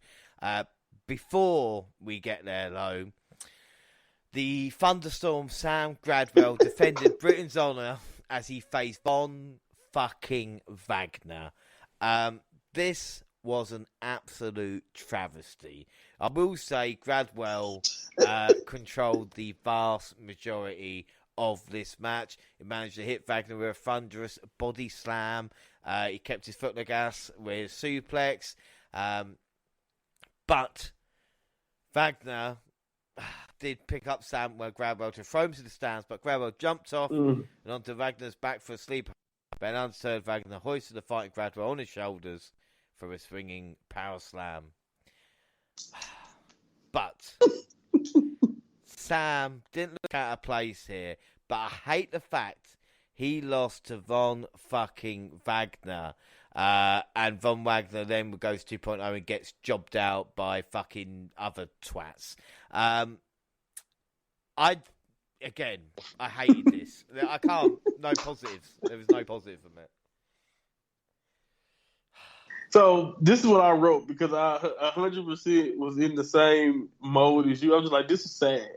I should have skipped it, but I just had to see him beat Gradwell because I knew it was going to happen, unfortunately. Of course, he did his typical boring Wagner, whatever he does in the ring stuff. But, the thing about this is that Gradwell seemed to be coming into his own, like on NXT UK television, again, before they got the same thing I was saying about Amelia McKenzie. Like I said, before this, I felt like she was building something. I'm not sure exactly where they wanted to go with it, but it was something built. And maybe they're still building it. They're just doing it, a little bit different now. Another one of those slow burns. But Gradwell, again, just came off the stuff with Williams. This seemed to be revitalized on the new track. And then you throw him right into this mess with him. And he loses easily pretty much, even though, like you said, he did give a fight. And he did control most of it. This was just disappointing. So I know what it was like for you. I wrote that down because I knew if I was disappointed, I know you are. Yeah. This is the worst type of booking where you get someone down.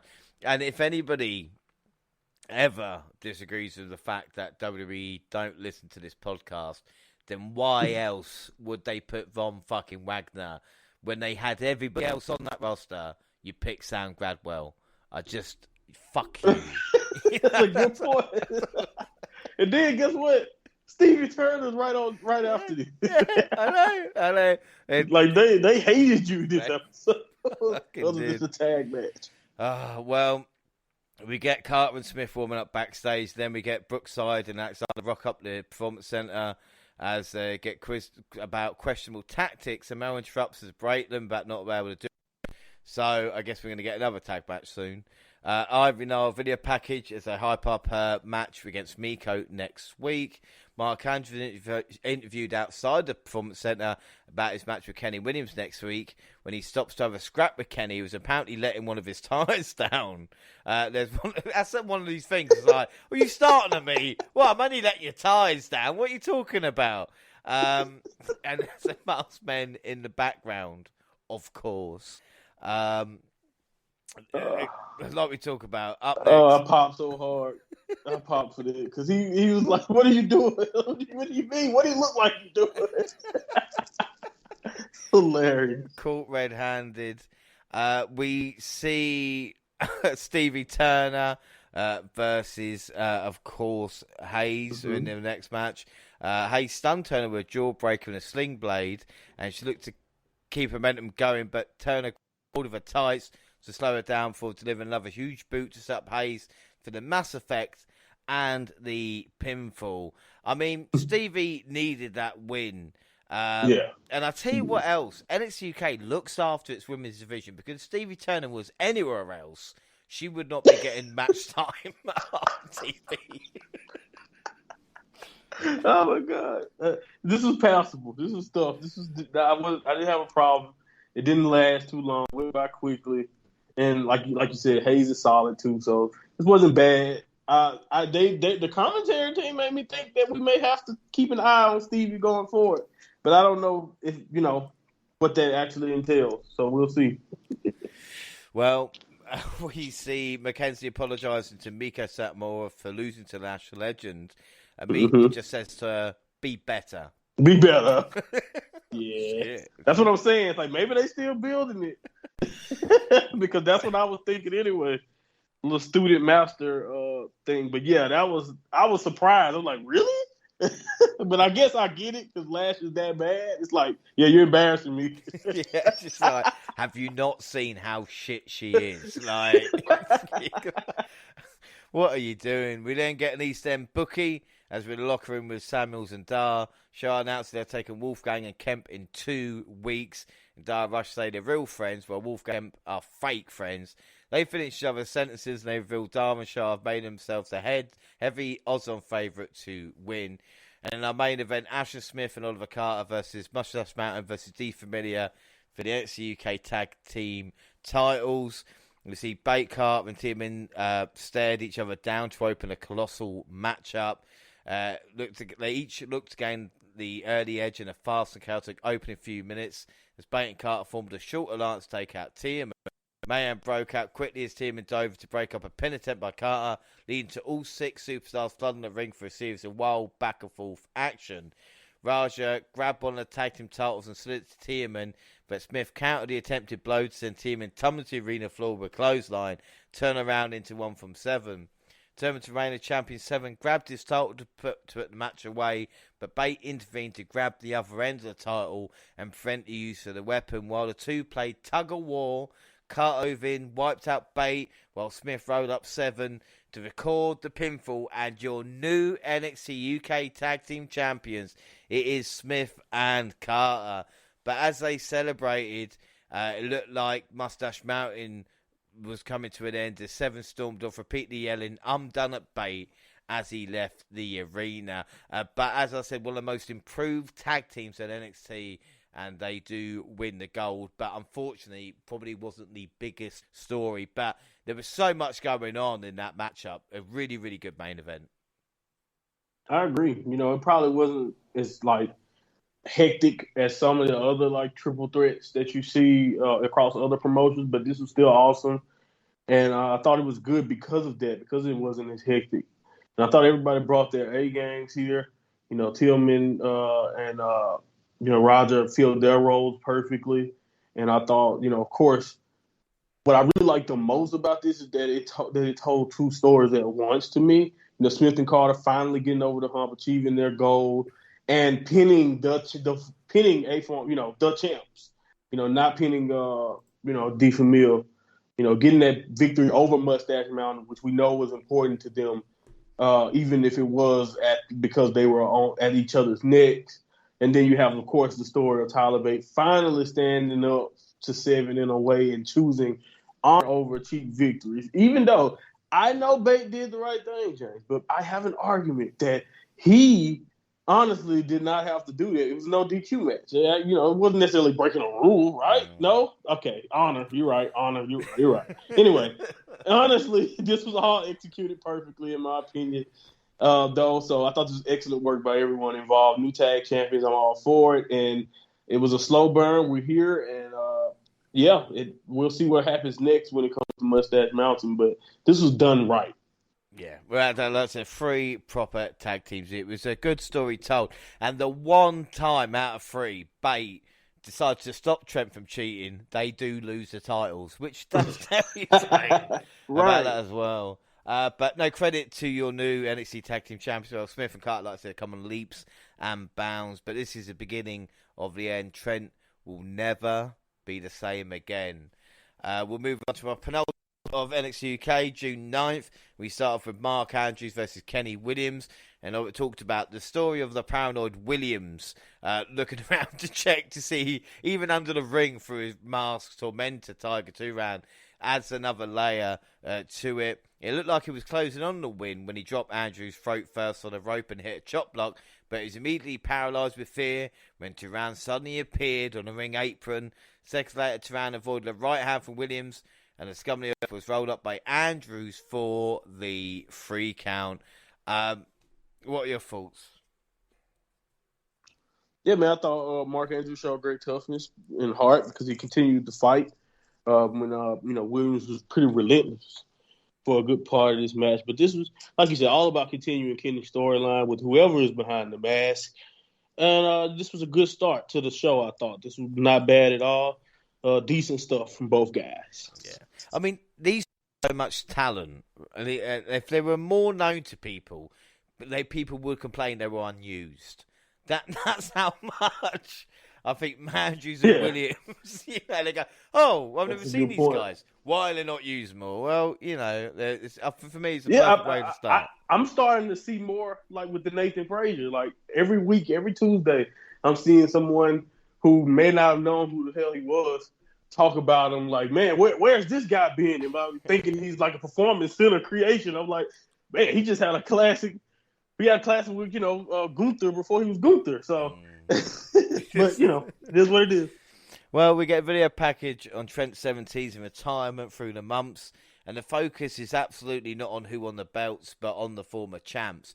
But I don't mind because if you look at NXT UK in the history, British Strong Style and Mustache Mountain are I'll take a phrase from AEW, one of the pillars of the promotion. So for me, Right. this is a bigger stories you could probably get right now on NXT UK, you know.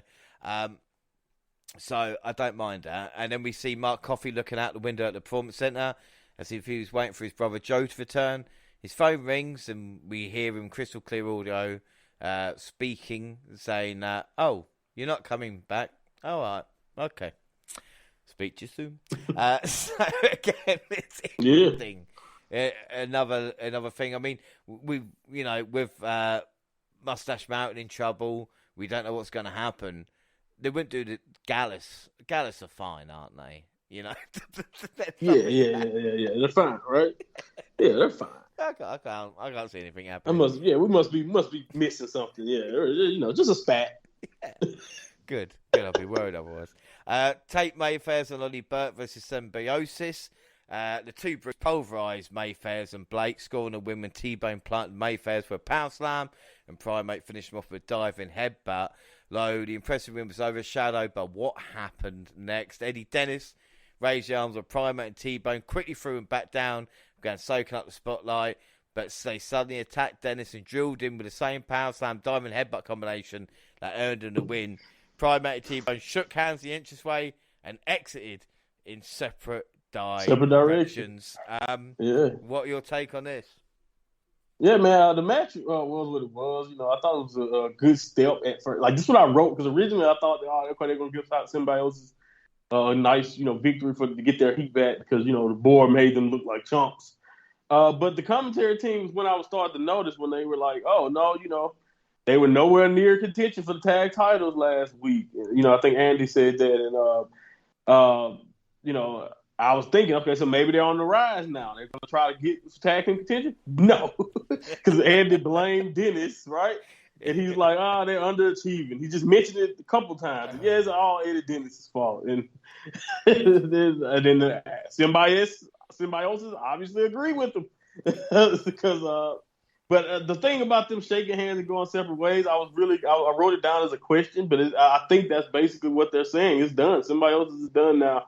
And they're going their own way. I don't know what that means. I figured you would have more to say because you know more about the entire run for Symbiosis. I've only been here the last few months, so I don't know what this means for them going forward. What do you think? Well, I worry for Eddie Dennis having 2 more dog collar matches in his future, but again, I think what we're seeing here with these guys. No offense to Symbiosis, and they might have some success in singles, but. I don't know how long any of these 3 guys will last there. With Eddie Dennis, even on Twitter, was speaking to him about, tweeting or whatever it was, saying that he was born in dark because he adopted them. And I really do believe if Eddie Dennis with the character work can become big as the other lot, I think we'll just see what happens, whether they be used as enhancement talent. They might even surprise us, but it's something that's kind of not worked, so they've gone in different direction, kind of literally, because of this. And another thing to speak to you about as well, actually, because this is weird, because here Dragunov's backstage. He's here to watch Miko Satomura. He wants himself and Miko to show that NXT UK is the strongest brand. Now, a lot of people would argue and say, well, there's no way the strongest brand. But if I was put Ilya Dragunov as my champion, so to speak, against anybody, or Miko Satomura against anybody, I'm pretty happy with my 2 picks. I'm not saying the best wrestlers in the world, but Yeah, I agree. They can stand up to I agree 100%. I know AEW don't necessarily have a number 1 guy right now. Maybe it's Moxley or whatever you want to say. But yeah, I think you could put those guys. You could Mako and Ilya against any champion and women's champion combination, and I think they would hold their own nice and fine. Now, like you said, to the public, a lot of people, no, it's laughable. NXT UK. No way you're the best brand or whatever, but they do have 2 of the most consistent and just generally entertaining champions that you can think of right now. And hell, honestly, if you go down the history of both champs, like with Kaylee Ray, with the Rhea Ripley's, the Toni Storms, You know what I'm saying? Before, like all of their champions who actually get on that throne, I have mountains of respect for pretty much everyone who's been in those positions. If you think about it, with Pete Dunne, Volta, you know what I'm saying. So this is I agree with you. I think NXT UK has two of the strongest champions in the world, and I wouldn't doubt. I couldn't bet against them. They're strong. They're very, very strong. It's weird. It is a weird argument because I'm obviously not going to die on that hill and be like, "Whoa, yeah." But it's even like we're talking about Charlie Dempsey or A-Kid or the women's division as such. It's like there is so much talent, and I know Gar. Oh man, we're going to get onto that next episode. Like Darwin Shah, I was just so pleased with them. Like they're excellent work. There's not a bad. You know, the only bad workers on NXT UK, the fuckers coming over from 2.0, you know. So, it's an interesting situation. If they had more takeovers, if they had more, you know, eyes to the product. Spotlight. This is the thing, you know. But it's interesting. We do get another recap of the new tag champions, and we see them coming backstage with cheers. Of course, Sam Gradwell, the first one to kind of give him a hug. Fair play to him. And Ashton returning home to celebrate with his daughter. And I thought that was quite sweet, but he even said to her, like, at least I won WWE Championship. No matter what happens now, at least I have done it. So, you know, fair play. And he's been there a long time. And I always what I liked the most about it was the contrast. Like, their video package was so much happier and you know, it's just less gloomy than Mustache Mountains. So, I love that contrast. Yes, that's an excellent point. Yeah, one of two ways things are going, guys, if you can work it out. Right. But we did get a Mel versus Eliza Alexander up next, despite Brookside dishing out endless trash talk from ringside, distracting her. Alexander did take the upper hand with his face. Mel fired back with flurry, wicked forearm strikes and a thunderous bulldog. But Brookside once again tipped the scale when she hops on the apron, only to be greeted by a pump kick to the face by Mel. Alexander capitalized the distraction, drilling her opponent with a savage kick to the kneecap, and followed by a decisive running knee to the face. I don't know about you. I've spoken about earlier. I'm really digging this pairing at the moment. I don't know if they're the female Dar and Shah, but there's something about them that I really like. I agree. They work really well together, and I really enjoyed this match. And like you said, Eliza, you called her a smasher earlier. That's exactly what she is. Very, very physical. And I thought Mel matched that nicely and made this very competitive here. So I really thought they both did a really good job here. And even with the slight distraction, you know, Eliza pretty much beat her clean to me with that finish, even though it was kind of abrupt. But I thought it was only abrupt to me because I thought I probably wanted them to even do, you know, I thought they could go even longer. You know what I mean? Like, they could have probably went another gear because this is really, really solid stuff, I thought, from everybody involved here.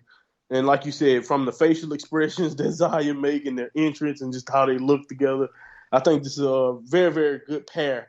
And I can't wait to see what else they continue to do as we continue to cover NXT UK. Until I remembered there was a title match after this, that's when the only thing that made me like, oh, okay, I understand why the match, kind of ended like that, because it is a big match coming up. Well, this is the weird with the times with the NXT UK episodes, and it's usually an hour. If there's a title match, it might be 5 or 10, but usually don't go on. You could make an argument for, you know, you could have a 90-minute show every week, but again, I think the hour gives us enough. And even this week's episode, I think it's only 45 minutes, but we'll get on to the reason why because of that.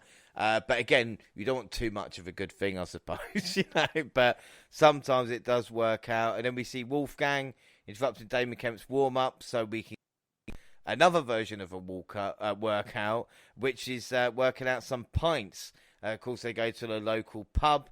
Kemp has trouble understanding Wolfgang at first, which I could say... I don't know if it's racist or whether it is would be fair, but I am part Scottish, and I find Americans not understanding the accent. I'm just regionalist, I guess. I don't know. I don't know. Yeah, I don't. Nationalist. I don't know. Nationalist. I don't know. Yeah, I don't know. Yeah, you know. But like I said, even me being Scottish, I will get over that fact because sometimes it might be a little bit different. But Damon, by the end of that, was speaking Scottish. I'm sure he was at the end. I don't know what. Yeah, exactly. He was no longer American by the end of the vignette. I don't I know. popped for it though. I don't know if someone said to Damon, either play drunk or play Shrek. I don't know which one. I agree because like you can tell he was trying. I guess he was trying to slur his words, and I don't know what was coming. It was hilarious though to watch him attempt to do that and them stumbling down the alleyway. Oh yeah, perfect chef kiss, chef's kiss. Really is something else. Earlier this week, Lash Legend asked about a match with Mackenzie. She got interrupted by Myla Grace, who looks to talk her way into a match. Fair play to you. On the final NXT of our update, we have Darren Shah versus Wolfgang and Kemp, plus Trent Seven Speaks. But now, the main event, the NXT UK Women's Championship, Ivy Nile versus Miko Satomura. And I tell you something, Ivy Nile came close to winning on multiple occasions, planting a leg into Samoa's back while cracking her on her arms in painful submission, landing in skewering a jumping kick for spiking the title holder with an innovative somersault and bulldog from second rope. Satomura, however, absorbed the very best from the pit bull with Diamond Mine, wiggled free from a dragon sleeper, and kept the challenger's shoulders to the mat for a 3 count, all in one motion. After the incredible title bout, Satomura nailed back to her feet, and the two competitors embraced and shook hands as NXT UK concluded. 2 women at the opposite stage of their careers, and I think the finish showed that as well, which I really, really liked. Yes, I love the respect on both sides that was shown here. And like 365 days for Mako's reign. And, she's still badass, still kicking. And, I was worried that Ivy wasn't ready for this. I'm pretty sure like we both probably was like, I don't know how it do. But she definitely didn't look like she didn't belong in the ring there. And, of course it is Mako. So, you kind of give her credit for just being an awesome ring general and just being who she is. But I don't want to take away from Ivy because I really thought this was her first real challenge that I've been able to view.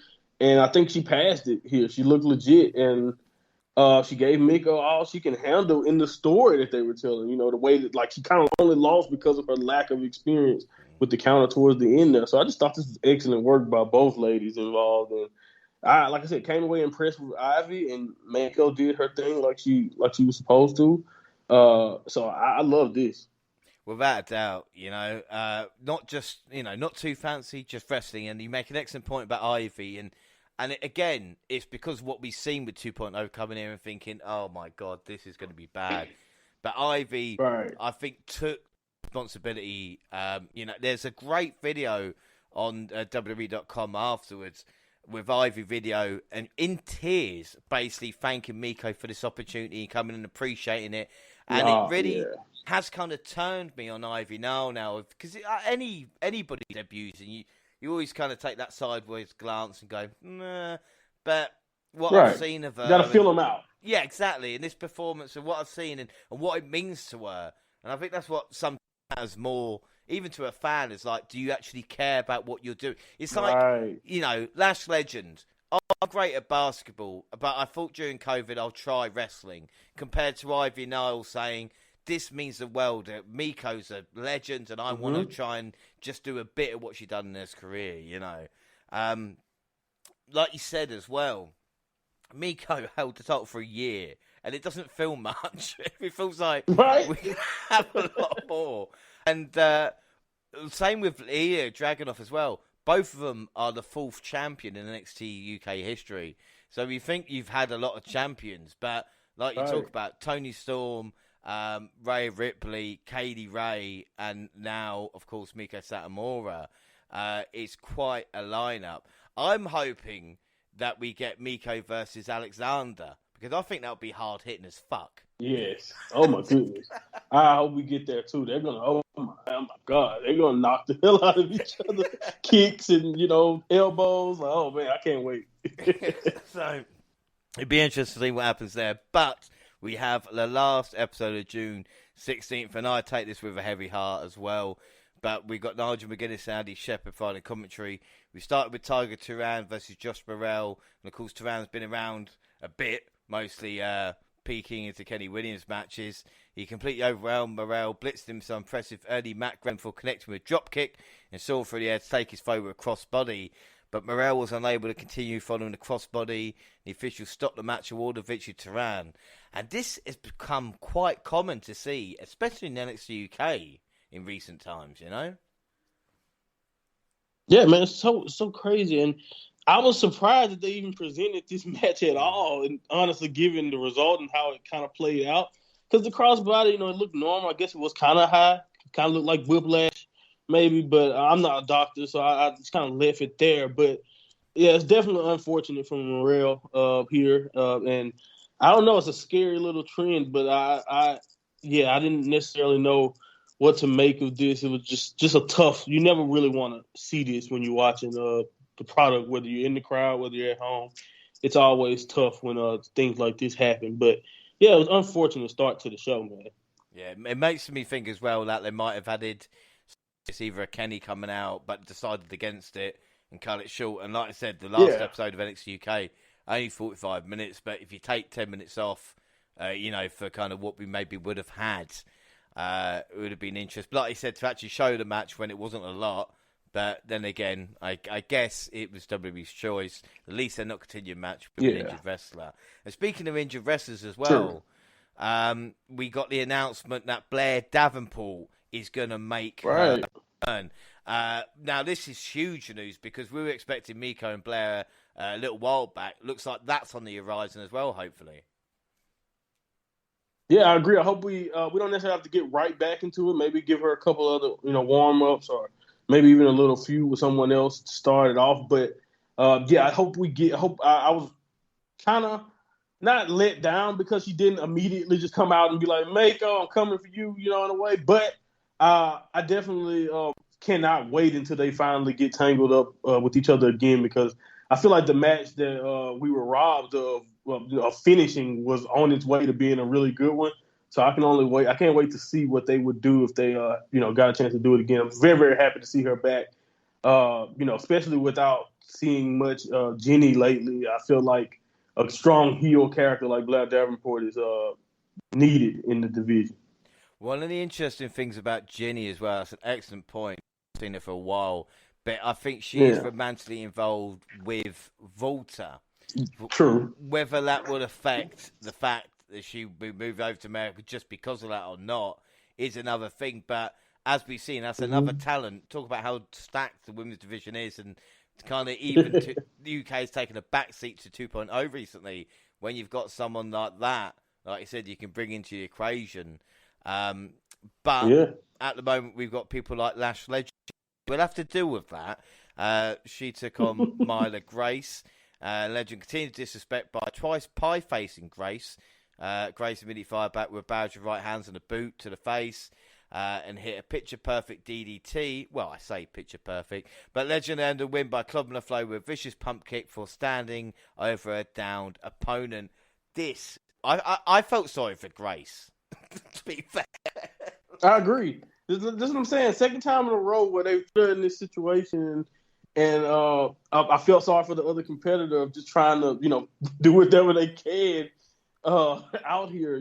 Just another one of those basic squashes, I guess you could say. And I can understand if you checked out watching this because I definitely checked out. And unfortunately, we all knew where this was going to, so that only made it worse. And it didn't last too long, so I just I left it alone. I let it slide. But I did write down, I miss Nina Samuels and Jenny in this batch of episodes. Oh my God, do I miss them? I miss them. That's an excellent point. But we did get a bit of good news. Sarai is coming to NXT UK. I mean, get in there. If they don't want to fucking use her, we'll take her.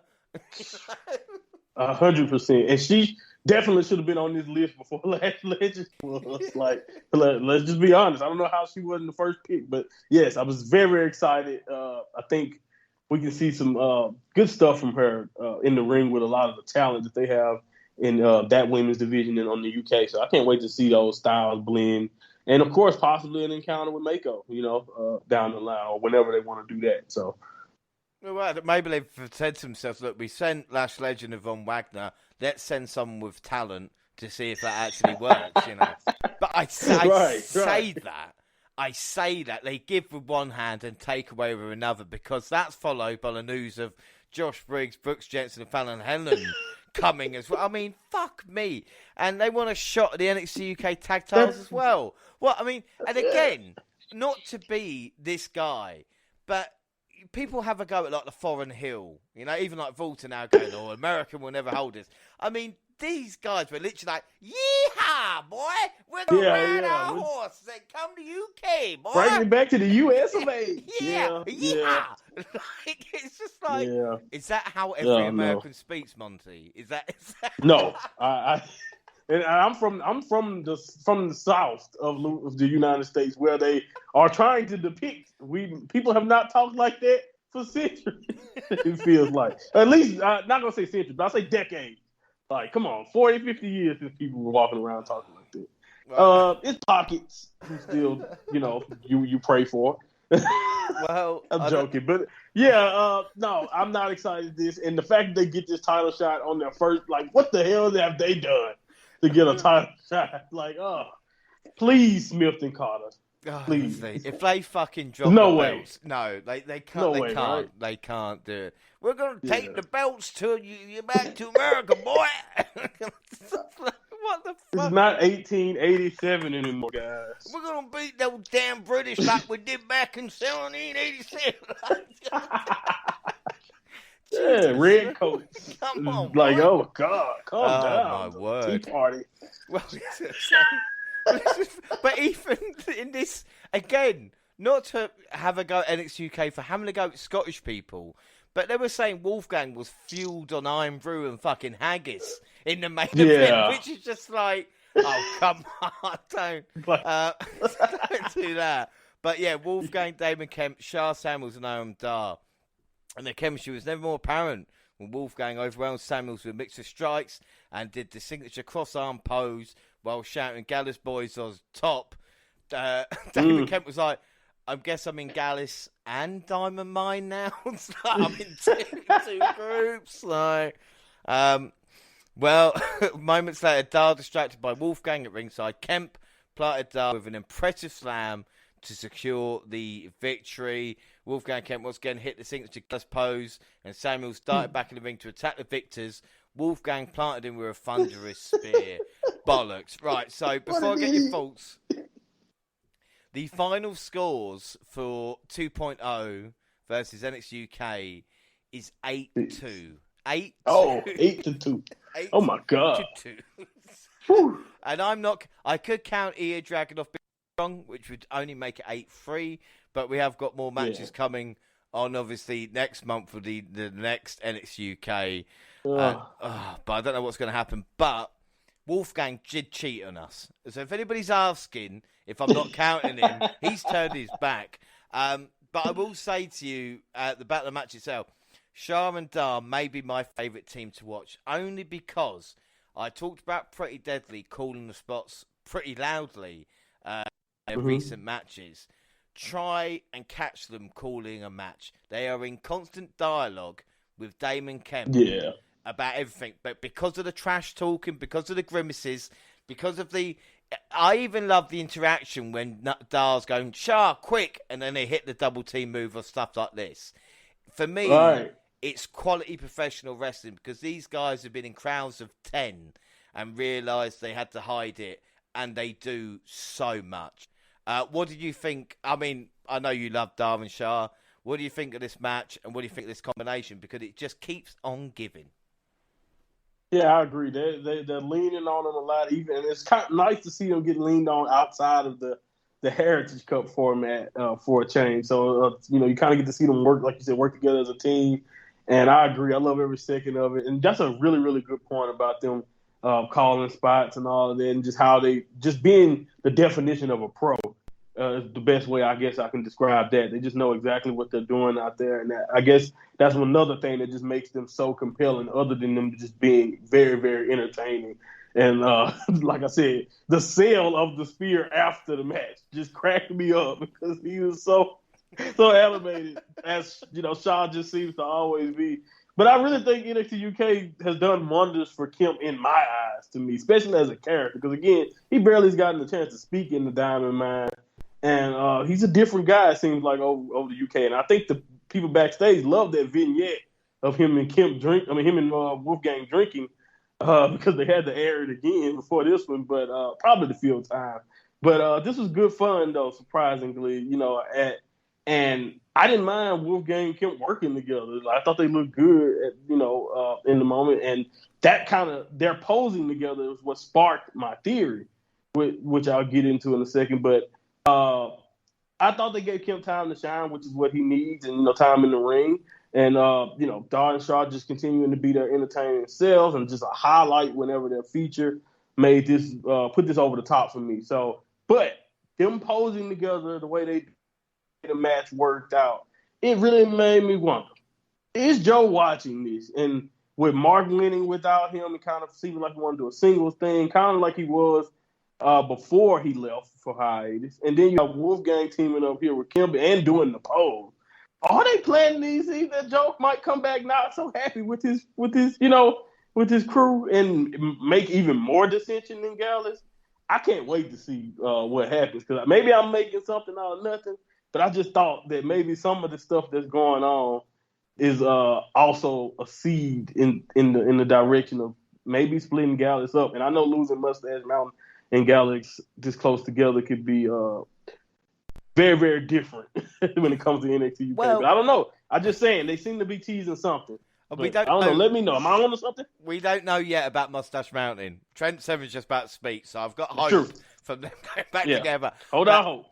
If it was any other program in WWE, I would say no. But because it's UK, and even with the Kenny Williams Tiger Turan thing, with kind of long term, it makes sense. Yeah, Joe coming back and realising what's going on. It's an excellent point with Damon Kemp as well, because putting them in spotlight, you're putting them with another NXT UK guy to kind of make them accepted more. And this is kind of what's going to add experience as well. And I'd be no doubt. The only thing I may be disappointed on a little bit is when they mentioned, Mark Coffey starting a single run and not being featured since that point.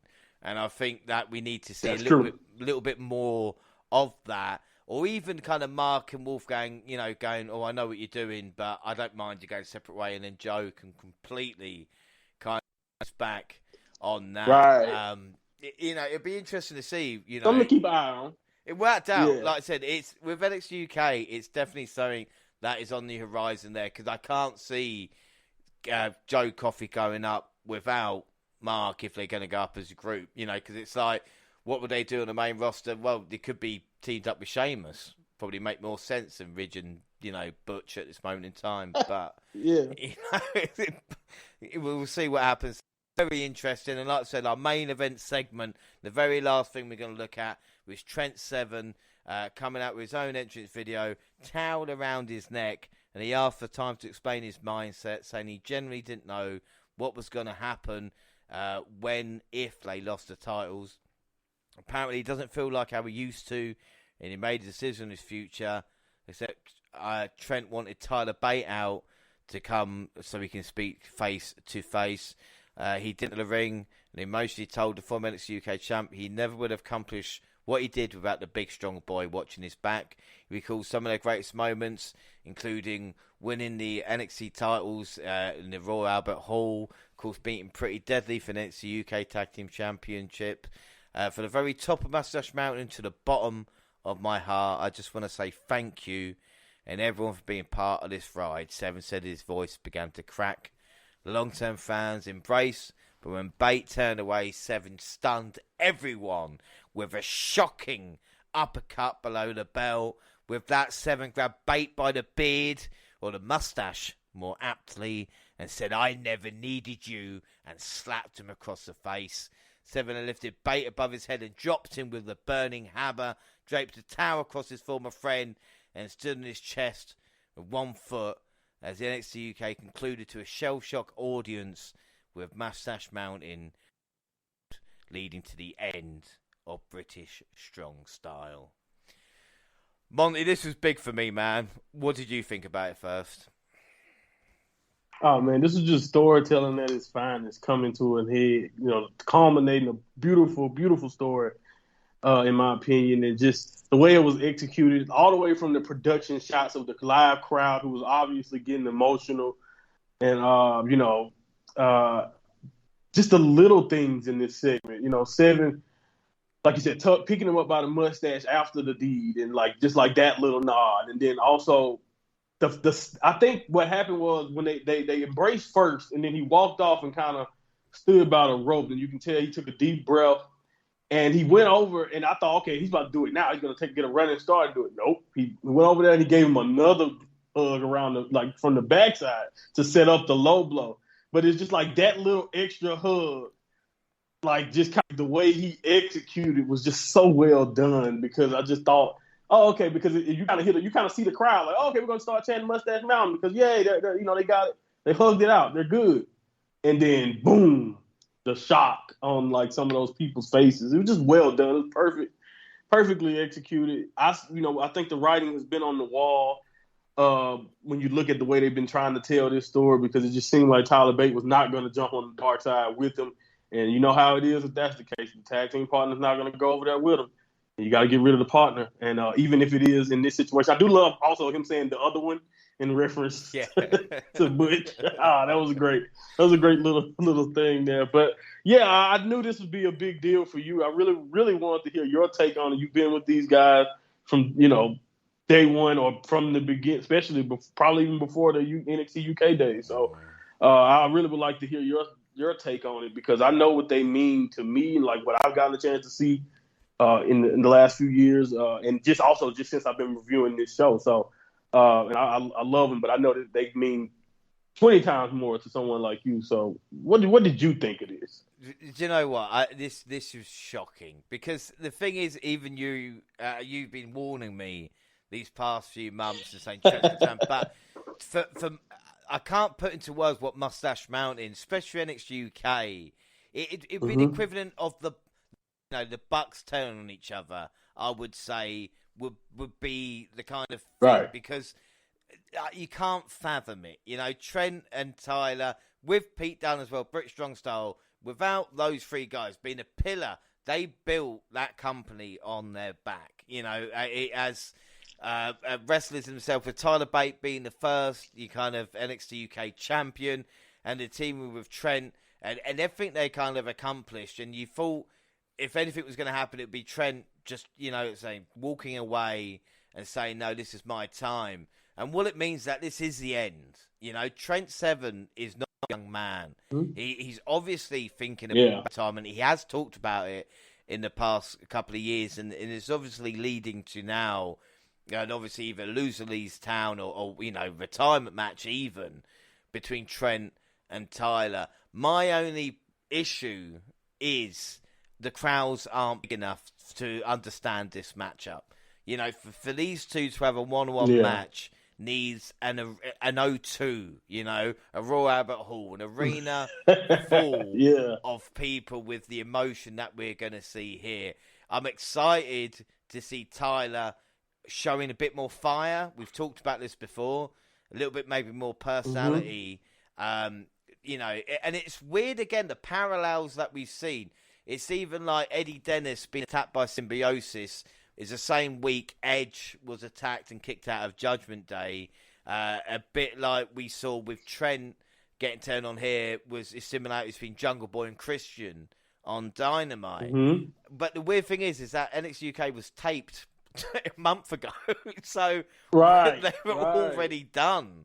And I feel this is bigger than anything we've seen in recent times, and I just hope we can get the emotional story in the crowd there, because the story is there, and this is Trent's final run, and it makes me a little bit more emotional because his final run, he wants to put Bate over even more than kind of teaming up. He wants to put him over as a kind of single star, but this is something, like we said, you hold on to how NXT UK started, and it completely changed now.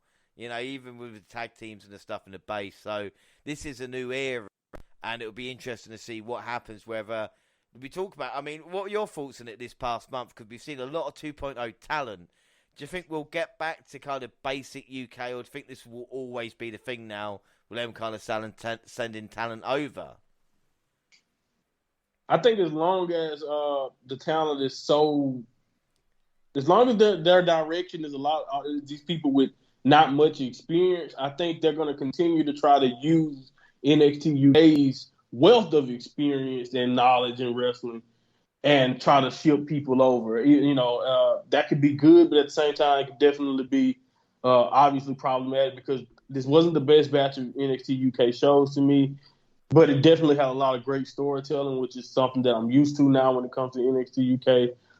So it definitely kept me interested around all the negatives. I thought Avinal and Kemp are literally the only 2.0 imports that I actually enjoyed. The rest of them and the lack of dragging off, even though I'm not that mad at it because I understand how these shows are kind of paced. It's just that lack of dragging off in a lot of these episodes can drag NXT UK down, in my opinion, for like the way it feels sometimes. But I do think the story of Mustache Mountain and the matches like Dempsey and A-Kid and that tag title match of the Mustache Mountain feud, and then I think that's this show at its best. And when you have people like Blair Davenport and when you have Sarai coming in, like I said, some of the 2.0 that can be a positive addition. I think maybe this can give this show a good boost. But when you have the other end of that spectrum too with these 2.0 collaborations coming, we just have to kind of wait and see how it all turns out. I'm hoping for a little bit more of what we're used to, like you said, going forward. But I think right now the direction would be to try to help out as much of these new faces as they can by putting them in the ring with Makos and people like that to try to give them more experience. This is an interesting thing, like I said, because the stories, I think, this month are continuing to be maybe as good as they have. I think the wrestling maybe toned down a little bit, and it just makes me worry because it's like the depth of the women's division is the kind of the biggest strength NXT UK's got. I look at the tag division, and I only see a few teams there. I look at the Heritage Cup, and I think, well, Dar can just do what he wants, really. But it'd be interesting to see who steps up next as challenger.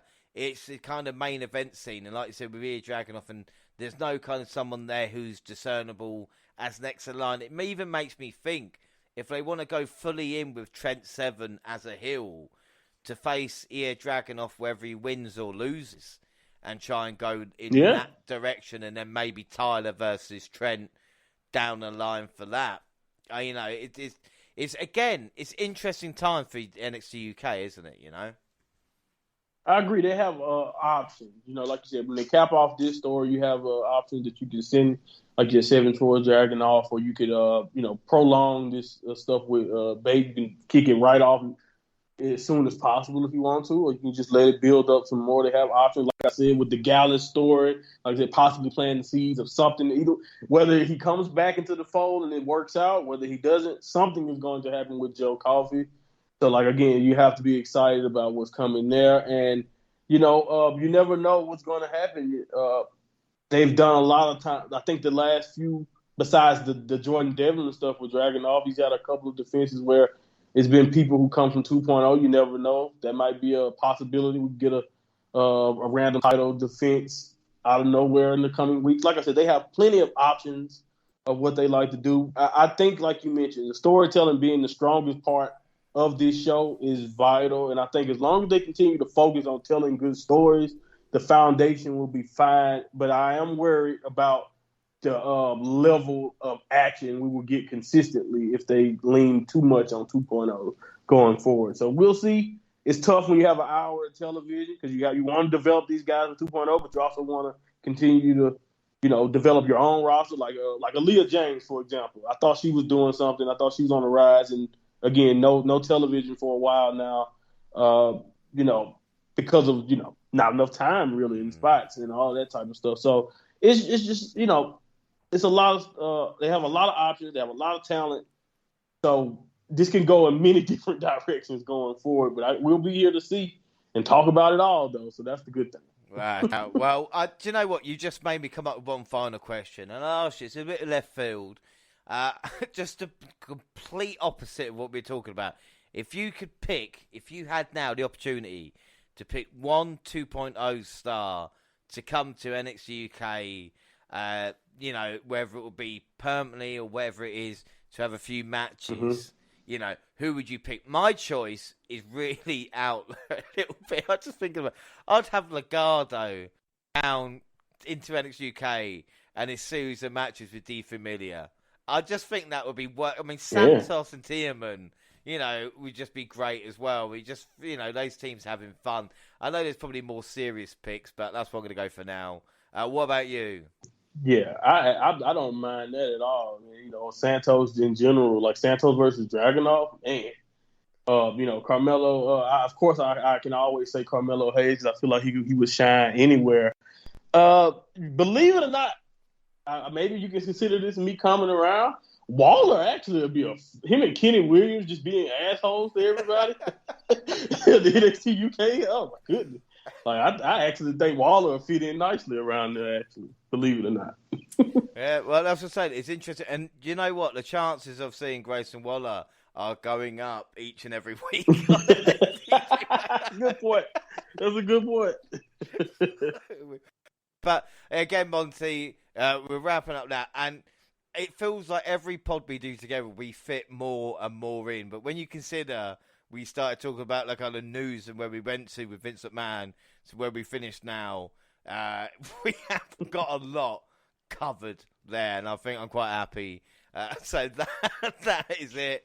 Don't forget, of course, all social media, Twitter at the WNR Podcast. I'm the WNR JR. You can find the entire WNR team on the Twitter banner, or Monty, they can find you in if they want to listen to you. All right, at Mind Monty Pod on Twitter. You can hit the link in my bio. I got my link tree up there. You can go to YouTube and watch some clips from the podcast if you don't have time to look at the entire show or listen to the entire show, or you can just click the link. If you do have time, check it out.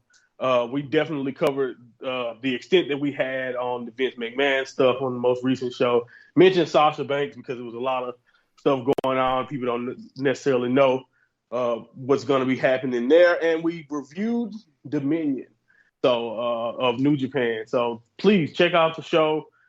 Give us a listen. We do a lot of different things that like try to have a little fun. And just let me know what you want to hear from me next. But hit me up at Mind Monty Pod. And speaking of Dominion as well, we're going to cover that on our next episode, because the next show we've got is the Forbidden Door with the whole WNR team. Of course, we'll talk about Jay White and stuff like this. But we're only a week out for Forbidden Door. Monty, just quickly, what are your thoughts on how the show is shaping up? The card we have so far is actually not bad. I don't mind a lot of the stuff that's going on with, you know, Tanahashi and Moxley. I think can be a strong main event. You know, with the Orange Cassidy and Will Ospreay, I'm definitely looking forward to that. But I must say right now, it's looking like we won't necessarily see any Okada, because Usuke Okada, who's pretty much the, you know, they call Mako the final boss. That's what Okada is in New Japan, the final boss.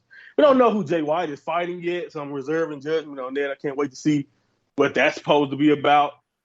But you know, with no Okada, my favorite in the business, Tetsuya Naito. Of course, I'm biased there. I am a little bit disappointed right now because it's certain people that I consider vital names to New Japan who are not featured here. But I'm not going to take away from the card that they've built so far. I think we can get some fun stuff. You know, maybe Malachi Black. I don't necessarily know who will be the New Japan entrant quite yet, but you know, whoever he ends up facing at the turn, if he wins, because he could not win that. So it's a lot of stuff still in the air. But based on the foundation of what they've set up so far, I don't have necessarily a problem with it, even though I do think there's some vital New Japan stars who are missing from the card so far. One person I am glad that is going to be there, and hopefully main events, is a Jay White. Because, like I said, yes. If anybody has not heard his promo after he won the title, then if you think CM Punk or MJF are pretty cool, check out this guy, because it is just money, you know? And yes, it's just, I'm so glad that, you know, with Jay White, that, you know, especially this year, you know, we've featured on Impact and everywhere else that I managed to see him obviously be strong. I mean, the USJ, the Open Challenge on Strong that we had, you know, to be able to watch. yeah, man, just what a fucking guy. He's money. He's money. That's all it is. I've been spoiled though. Like spoiled. I was watching him at 25, and I said he was money. So to see him now and just see where he's at, like, oh man, I'm proud. I was so proud of watching Jay White. If anybody's like, what match? You'd be like, give me Jay White versus the Dragunov. give me Jay White versus anybody at this point in time. It's just like it's something else. But we're gonna dive into that as well. Like I said, next week we're gonna have a look at Japan, of course Dominion as well, and everything, the good and the bad. And Doc Gallows, I'm looking at you. But don't forget, WNR also on Facebook and Instagram, across all Google platforms. Send us an email at WNRpodcast@gmail.com. YouTube, done a podcast for all latest clips. The podcast got the same time on YouTube as do SoundCloud on your phone, also Spotify and iTunes, where you can download, subscribe, rate, and review there. So that is it. Like I said, everybody knows Forbidden Door next week. But until then, I was James Rowlands, and I have been joined by the fantastic Monty. And again, I really appreciate you joining me, especially when it's only been a week, and you'll be coming back next week as well. But I hope you enjoyed having a look at NXTUK and a little bit of chat about the crazy wrestling world. Oh, yeah. No, I always enjoy these. I can't wait to do it again. Next week, believe it or not, the world could be completely different. Like, just wait till we get to let's just wait till we get through it, because I don't know what the hell to expect anymore. So I can't wait to see what happens. It's almost like, in the movie where you got, like, 4 friends, and then it's like, the apocalypse happens. This is kind of what it's felt with the podcast. Like, you guys are going, what the fuck have we got ourselves into? We're going to get Stay Puft Monster showing up soon, and you're going to be told it's us to stop him. It's getting on that. It's getting on that level. Yeah, we're on our way there, man. Yeah. I can't lie. We're on our way there. But at least we have each other, and as you know, I'd always appreciate it. And we always have the people listening as well. So thanks for that, and we'll see you next week. Bye.